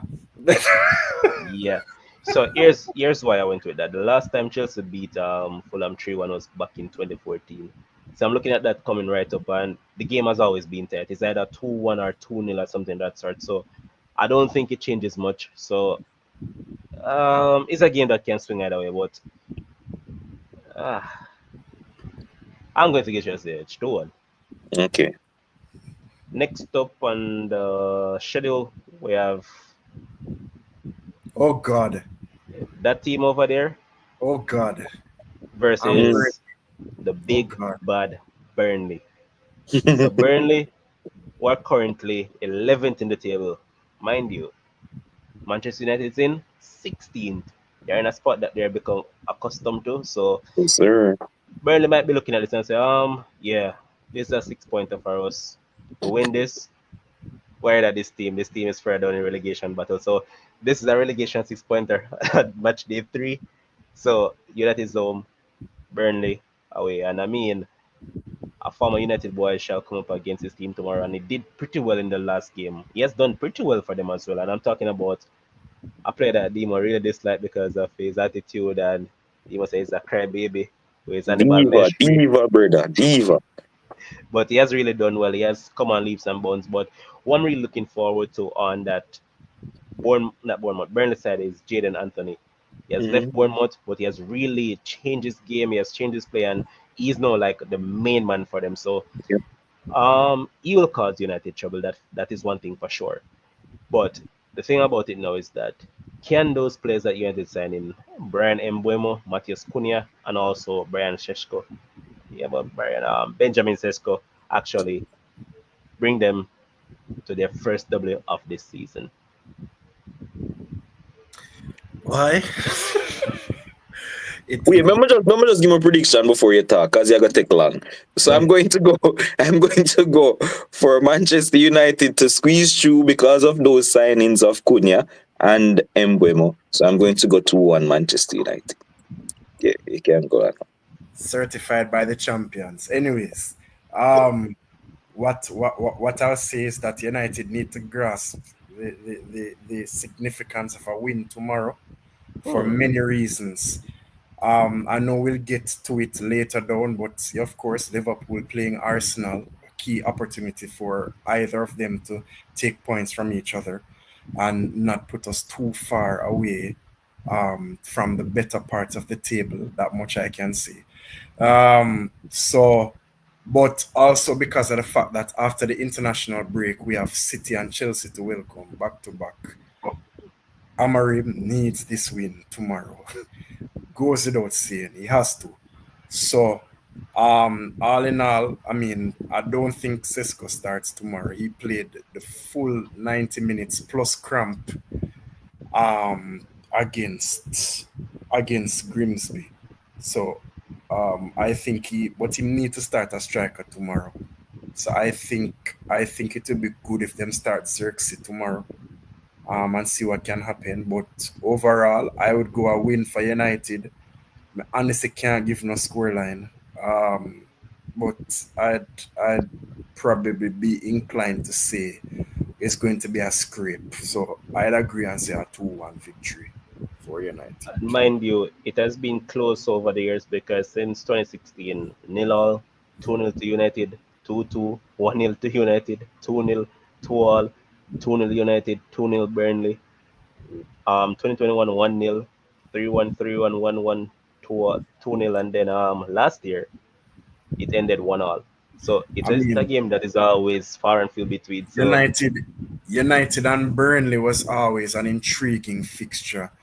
It's still one of those fixtures that resonate in my mind when Burnley just got promoted and them beat Ferguson's United 1-0, that Robbie Blake volley. I will never forget that game. So, it's one of those things as an avid United fan. But you say as I because I say, don't know what the hell you're talking as about, I say, I'll just say move on. Am- Amarim needs the win tomorrow, boss, for more reasons than one. because you do not Facts, want to facts, enter facts. that international break with more questions than answers, which were already there, but you don't want a lot more.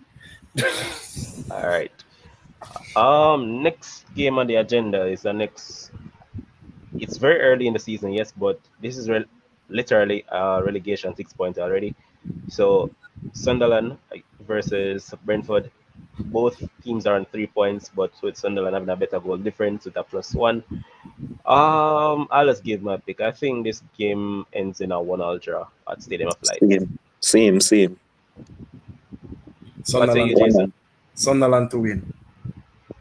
Hmm. All right. A game that I think will be very interesting. I think it will be filled with a lot of entertainment in terms of attacking quality. And another man who Tottenham is actually targeting right now to see if they can get him in because they weren't able to get Savino, who is the man that scored twice against Liverpool, who is now solely in my FPL side forever and ever, Antoine Semenyo. So the exciting Tottenham, in which they are really exciting right now, comes up against the lovely Bournemouth. And if you look at Bournemouth, you might be like, boy, they've lost quite a few players because, I mean, they've lost the entire back line, Mm-hmm. basically. But they have done quite well in recruiting. So they recruited Truffier. They also recruited Diakite, who is a really good player. And what really stood out for them is that they were able to get Amin Adli. I think that was a very good pickup for them on that wing from Bayer Leverkusen. So they have done quite decent in the window, and they're still targeting other players. But man,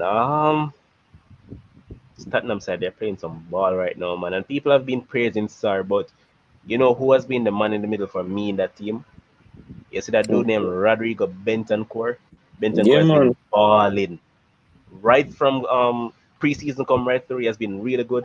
And Palina, man, is that the man never skip a beat in EPL? It's like he was Yeah. like craving to come back. Tackles after tackles, and he's even popping up with goals. So boy, and let's not forget, how rude of I, the great man himself, R9.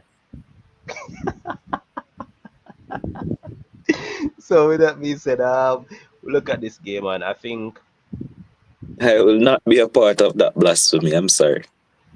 I'm going to say that I really want this game to draw, but I feel like Tottenham is going to squeeze it. But you know what? I'm going to stick with my guts. It's going to be both teams for score for sure because remember in the Sports Frenzy newsletter, I gave that pick to say that both teams to score, any team to win. So draw. Can be 1-all, can be 2-all. So that's where I'm going. Yeah, so for me, obviously, like I mentioned earlier, Tottenham have played Man City and they've yet to concede a goal from the game so far. Van de Ven and their new captain now, obviously they're doing well. Jed Spence, boy, like right back, left back, it no matter where him play. He's been really good, and you know what you're going to get from Pedro Pro at right back. Um, so I don't know, man. I know Bournemouth caught Liverpool on the counter and Semenyo do him thing. But I think that Tottenham again will win this game, and I don't think they concede either. I think they're going to win this game 2 nil. By the way, them have Solanke for come off of the bench, by the way, just saying. Boy, you know that is bad though. I'm just checking the stats between Frank and Ariola. Frank has beaten him 3 times and only drawn once. Wow. So head to head, Frank is ahead. Yeah, I'm going 2 nil Spurs. All right, yes. Potential for a high scoring game this one. So I would actually go 3-2 in favor of Spurs. I think Tottenham can see the first goal of the season tomorrow. Demo, you can address that comment in the chat. Dale Which asked coming? who him for replace Palmer with in FPL. Boss, listen to me. We don't know if we're not going to talk about FPL, but Palmer, you go to Semenyo, boss. If you don't have Semenyo already, you go to Semenyo. And Totally then agree. if you think Semenyo is too highly owned, you go from Palmer and you go to a Tottenham midfielder, whether Kudus or one of them, man. because their fixture run is going to be insane, insanely easy. Talking about that, you know that I'm sticking by my 11. I'm not changing anybody out of it. Yeah, man. See me in my side, man. And of course, I did something that you never expected. Of course, So, Mosana is back in my 11. So now I have both Salah and I have both Haaland.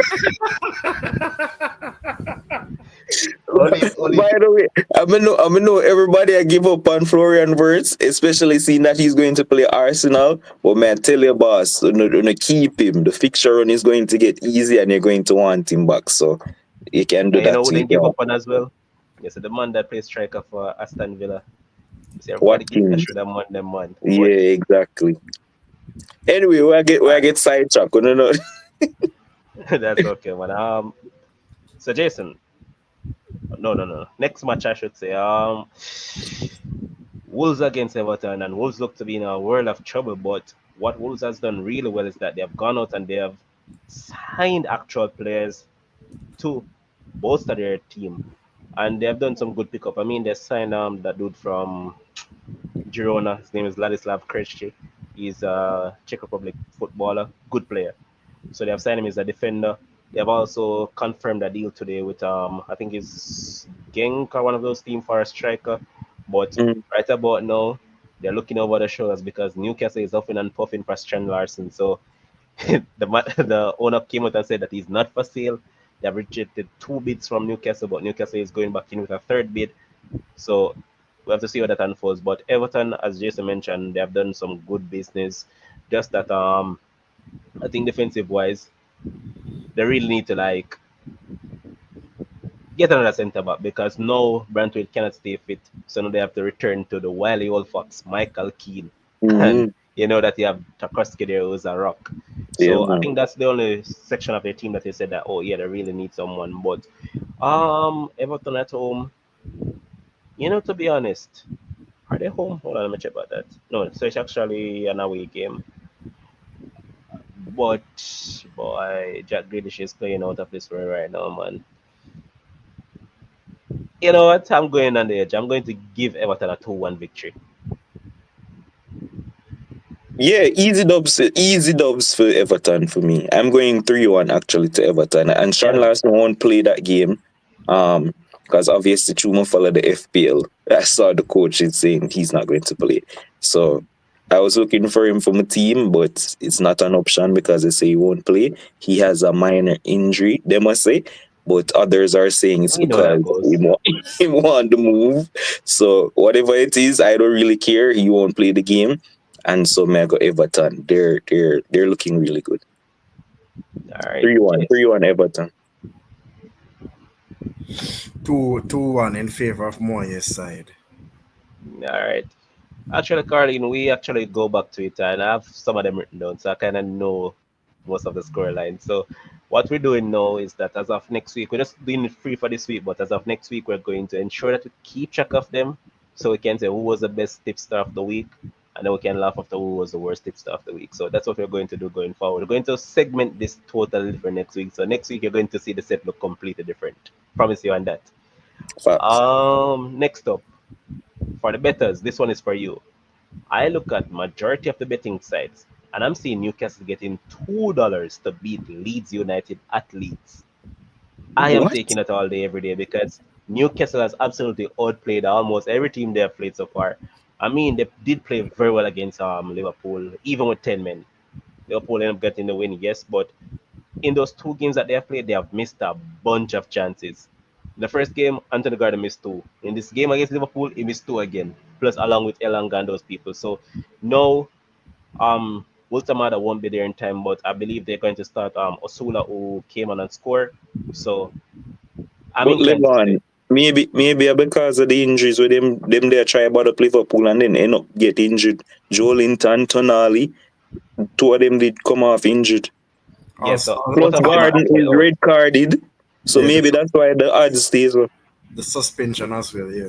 Yeah, but the thing is that the odds came out even before that happened. Oh well, man, so. So it's crazy, man. But I still think they have a lot of quality within that squad to actually get the better of a Leeds team. I mean, Jacob Ramsey automatically, I think, will come into the 11 along with probably Joe Willock. One of those guys. Mm. I'm not sure, but or even Lewis Millie. So they do have quality players as backup. So I'm inclined to still go out on the edge, and I'm going to give them a 2-0 victory. Carlin, big up yourself, man. Yeah, now that me remember all of those injuries, um, I don't think Leeds are as bad as people making them out to be. Um, I'm going to go. I'm going to go 2-2.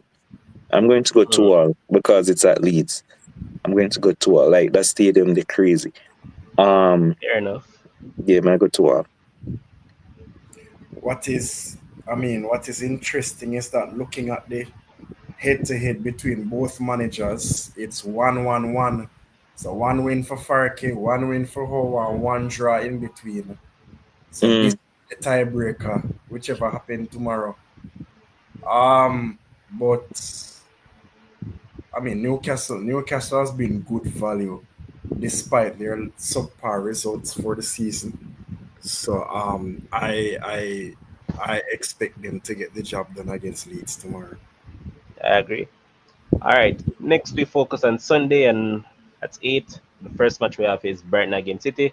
Brighton has been up and down, but I think that coach deserves some conk. Why? Because you have those two Greek dude. Come on, man. Look at the Greeks, them, man. I mean, one came on midweek in Zimas, and he scored a double. I think he should get the start in this game, but will he start him? I don't know. Welbeck is no longer the Welbeck that he could have trusted, so I think Welbeck should go to the bench or even out of the squad. As to what is happening with Ruta, I'm not sure because I haven't seen a report that he's injured or anything of that sort. So I'm not sure if it's disciplinary reason why he has been dropped or anything of that sort, but they're still a really good team. Like I even see man like Kadioglu playing as left winger midweek. So I mean, good side, but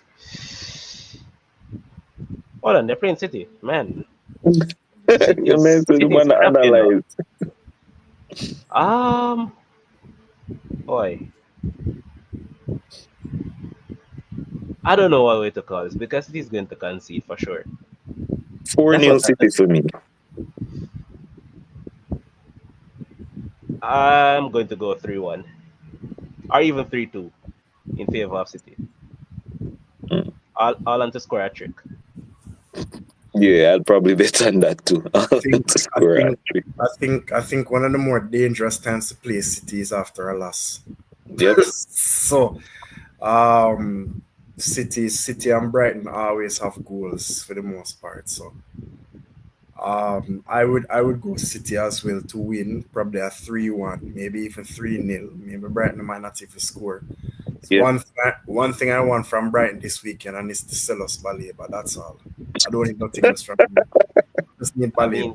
mean, they subbed him off in every game thus far. They subbed They, him off they, half they, they, time the they took, last they game took and all him of that off stuff. the last game at halftime, and I was like, okay, this is it. The bid flying in at 90th minute. But Not talking to about be. that, I We don't still know have what is time. on going down there now because first they have sold NCSO to Strasbourg. Now Bonate is going to Chelsea on loan. Going to So I Chelsea, yeah. mean a lot of young talents are well, I mean they have a lot. Like if you really check right and they're filled with them. But Bro, conveyor um belt. let's see how it goes. You know who I completely forgot to ask you guys who has made some really good transfers that you think will cause noise? Mm. You see that Nottingham Forest team? Yes, man, I completely Oh forgot yeah, them. yeah. Yeah, that's They have true. they have done some really good business. They have gotten in Douglas Louise, Kalimuendo, Dan Doy, and the Endo is a upgrade on Elanga. To be honest, I've watched these guys carry right through it, and even in the first week, he was really going great. They've also brought in McAtee and Hutchinson, and they have also signed a fullback the other day. I think his name is Savona from And Juventus. And and when you look at the team as go ahead, no, may I say, and most importantly is, they kept Gibbs White. Gibbs White, and of course Elliot Mr. Anderson, the killer, Elliot Anderson, English first call up call up now. for England. Beautiful. And then additionally, they have also kept Murillo and Milinkovic and all those guys. So when you look at the team as well, it's constituted really good team. Yep. So I love what they've done thus far in this window, and they're going to play against a hapless West Ham team who are fighting all over the place to sign players right now. So they did get Matheus Fernandez from Yeah. Southampton. They also signed what's his name, man? This dude from Monaco, Magassa, I think his name is. So they got him in as well in midfield. But I'm like, Potter is basically pulling off Amorim. He's trying to force the players into a system that doesn't make sense. So he's trying to play three at the back, in which, based on how West Ham side is, I don't think he has the players to play that. So West Ham, they're trying to sign midfielders, but in truth and reality, what West Ham really needs are forwards, because they only have Paqueta, Bowen, and Fulkrug. Because remember, Somerville and those guys are out injured for however long. So I mean, I think they need some forward players. And to be honest, I see Nottingham winning this game again. Yeah. Scoreline probably three, probably four, because West Ham is totally all over the place. So easy win for Nottingham at home. I am also going for a Nottingham Forest win with my captain Chris Wood for this FPL weekend to get a lot of goals. Like, yo, it's a tough weekend for FPL captains, and people might choose Bruno and these guys because they might play against Leeds and stuff, or whoever they might play.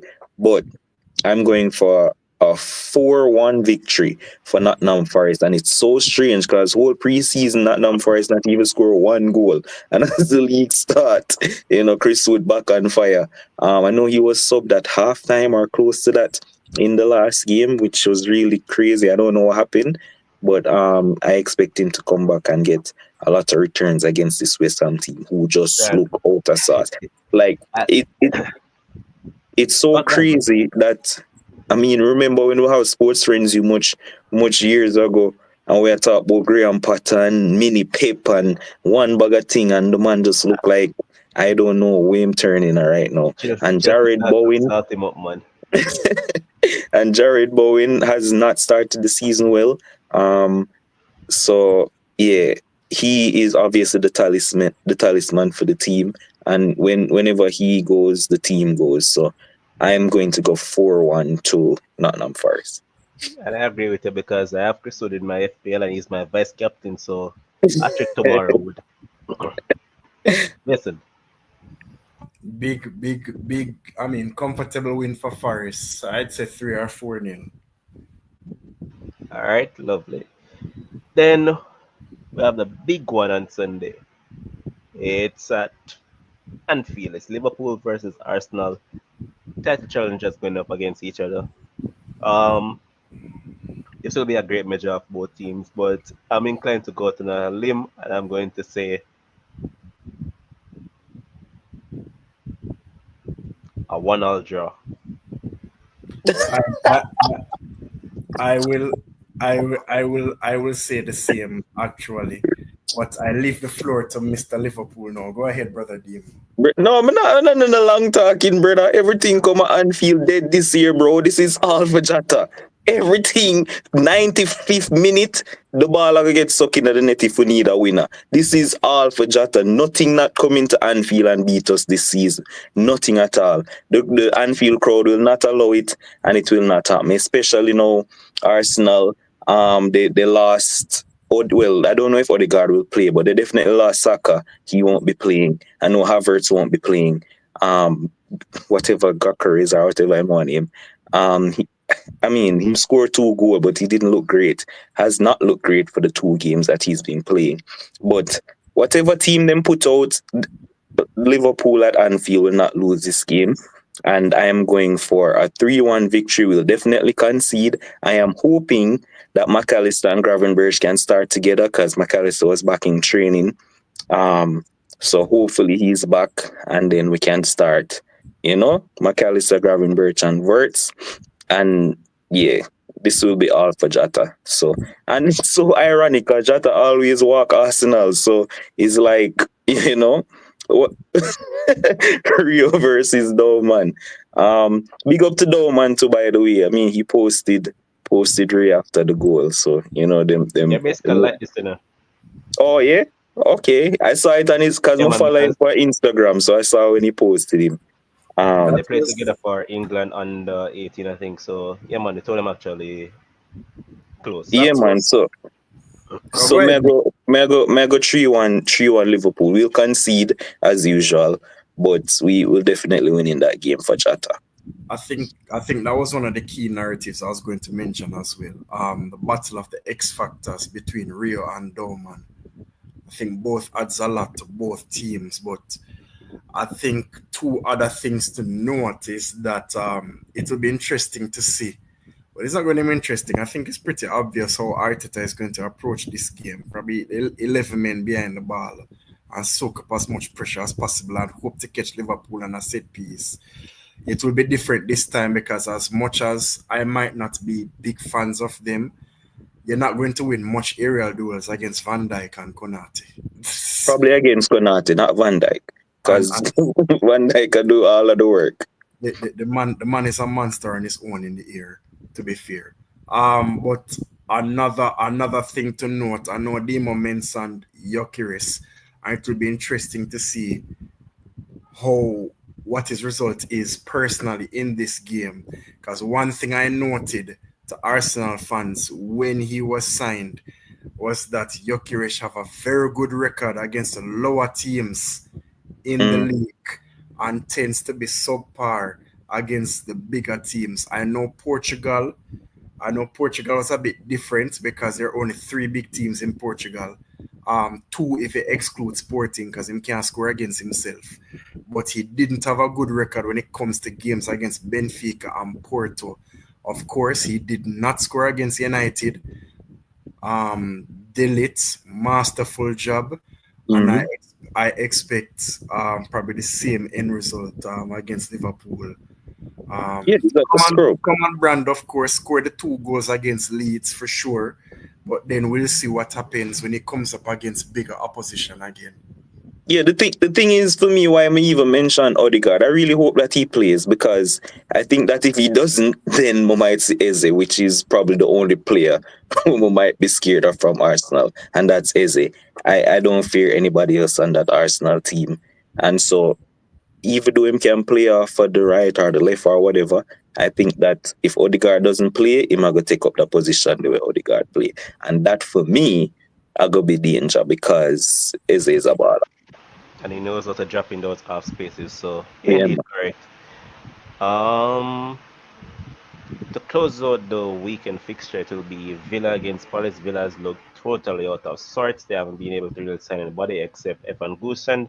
And I mean, they have been using John McGinn as a winger. And I mean, McGinn doesn't have the legs for that. So, two teams that are really ripped to shreds. But, um, huh,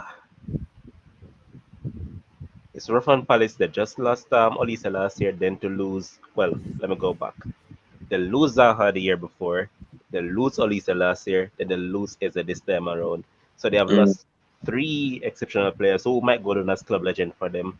And no, yes, they have signed Pino and he came in because I think he signed either yesterday or today. So I think he's eligible to play. So yeah, man, him that's there good for train. them. But boy, Ollie Watkins to score this weekend, but still Villa to still be without a win. I'm going with a 1-1 draw because Sarr is going to score for Palace. I mean, as Villa scored a goal this season, they not score it. No, them not scoring a goal yet this season. Um, That's another draw against that team. And the last match they drawed as well. So yeah, I think yeah, I man, I don't think think them that's scored. score. Man, I think them score yet. But I'm going to go for a Crystal Palace and Villa draw. Um, I actually think Mateta is going to be on the score sheet. I know, the last Eze, I think that, he's going to be on penalties now for sure. Um, and yeah, I think Watkins has scored too. So I'm going to go for a 1-1 draw as well. All right, Jason. I think that's pretty much a consensus. It sounds like a draw game. Um, I'm a big fan. I've started to become a big fan of Oliver Glasner. Yep. But eventually, of course, in future shows, we'll see how I can proclaim how the Conference League is going to mash them up. But Mm. game in particular, it should be a 1-1 draw, I'd say. Yep. I mean, mind you, if Liverpool go out and get Eze and get Gay before all of this, then you know we might have a different conversation. Because I heard today was Gay's last game for Crystal Palace, so who knows? Bro, Well, let's see. that whole post game moment between Glasner and Gay was as awkward and as telling as you'd ever see. Mm. Just the complete dismissal It of wasn't today. It wasn't today. It And was not today now. last week. The no last match. no me never say today, but me I say it was just the complete dismissal of his manager. All Glasner said, Yeah, but he came out today and said that he has to stay because they don't have a replacement. So I don't know what's happening. eh, Because Parity is saying that he wants to sell him because he don't want to let him go for free. So I don't know. managers will always say that for sure. See, Herzl said the same about Baleba. Say if him couldn't give one percentage higher than 100, he would say just to how sure Baleba will end the window at Brighton. Sounds about right. Sounds about right. But this is where we're going to call a wrap on the show for this week. First time being back. Just to inform you guys that you can look forward to a lot of shows going forward, like shows upon shows, and also a lot of content. And additionally, look forward to October the 20th, where Foot to the Talking wants everybody on Sports Frenzy show up at Football Factory. So come Sir. out, show up, and support us, man, because it will be a great day of fun. See who can play ball and who can just do the talking. See who can play some cricket from who can't. And also Dominoes will be there. So just come out and support it, and we'll continuously promoting it, go right through until we get a full support out there. I'd really appreciate if you in your promotions you'd mention who are the champions of the 2-time competition. That's So okay, guys. I'll have up my tactics board. I'll have up my tactics board. so D1 is 100 and his 100 players from his team. They are the defending champion, two-time So defending Two champions. yeah, times. so we are actually the actual footballers from this thing, you know. Mind you guys, Demo has never played in any of those games. So That is so not true. Like what? all right, Kurt, big up yourself, man. As a first timer. Respect, man. You commented right through it, so we respect all of you guys in the comment section. Thanks for the support. Dale, big up yourself. Emerald, big up on yourself.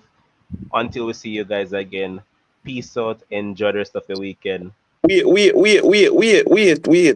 But guys, me know. Normally, last time when we have sports friends, team normally give you a minute for say whatever. So I just want to say this before my cut. A new year, bring probably want to say the Reggae Boy squad was dropped. Remember, we have a World Cup qualifiers coming up, guys. Nice. Please, may I beg you, support the team. No matter who the players, me know so see Mikel Antonio who they on the squad, and him is a TNT or whatever represent it. And me know so see Mason Greenwood and all of these things. What may I beg you?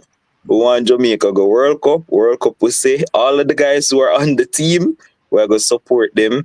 And I would just want to qualify for the World Cup. That's it. Mason Greenwood decides he's not ready to commit. Like it's whatever. So just go support the team. I think they have a match at the stadium on the 9th of September, I believe, The against Trinidad England. game. Yeah, the Yeah, Trinidad game. because I So know just that aside pull up from the the Is stadium. support. Pull up the is stadium. is is is is it that Greenwood is actually hoping that the narrative against him change and England call him back? That's exactly what it is. The coach said today he got his passport, they spoke, and he said that he's not ready to commit to anything internationally. And for me, I take a hint, Bone Mason Greenwood. Simple. I take the hint, bro. If you don't want to come, you just don't want to come. Go and wait for England, Yeah, brother. I'm done. And yeah, then because again, I can't fault him because he's a born Englishman, to be honest. Yo, just yeah. Just saying. Just support the rest of the team. Go watch the likes of Casey Palmer and Ethan Pinnock Oh and the boy. rest of them, you know? Casey Palmer can play ball. I'm pretty Just to inform you guys, since I see touch on Reggae who Boys, Isaac Hayden has moved to what? QPR, I think. So yeah. who Yeah, on so you see playing us So he's playing with Romain Borrell, and Borrell is not in the squad, by the way, which is ridiculous. But anyway, we're Actually, not not. that. He has looked One crappy see all fast. season long. I've watched him Yeah, throughout the man, season so far. me here say him not play crappy, but still, I mean, Who Yeah, who man. who, Even who though, is even though I don't talk about Jamaica football, best believe I watch all of them. So yeah, who is the first game? First game is Bermuda.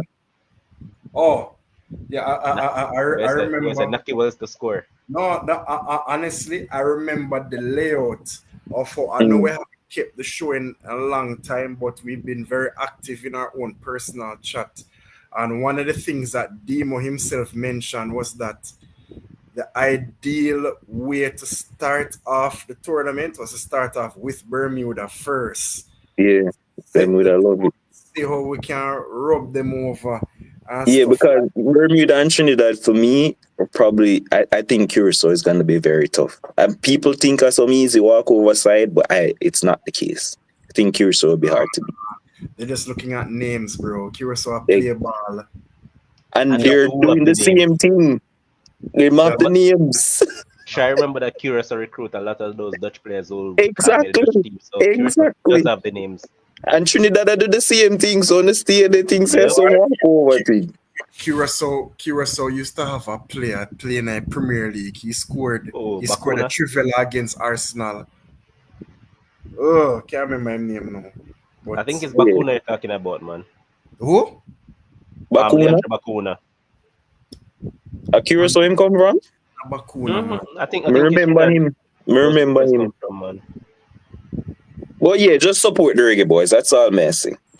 No matter who they on the team, I just want one reggae boy. Well, true, but quickly let me see if I can find them because Cuco yeah, see, Martina. Jesus, him. yeah, Everton dude.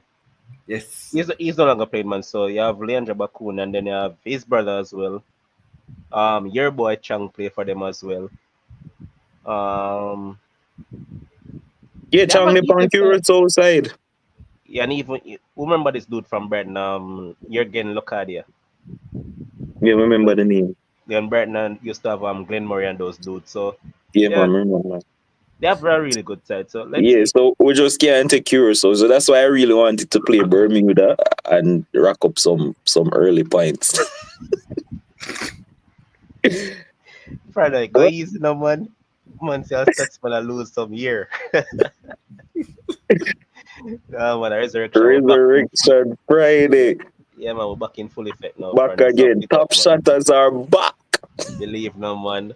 On that note, peace out. We're going to ease out until next week. Yeah, man, big up. Yes, My sir. family.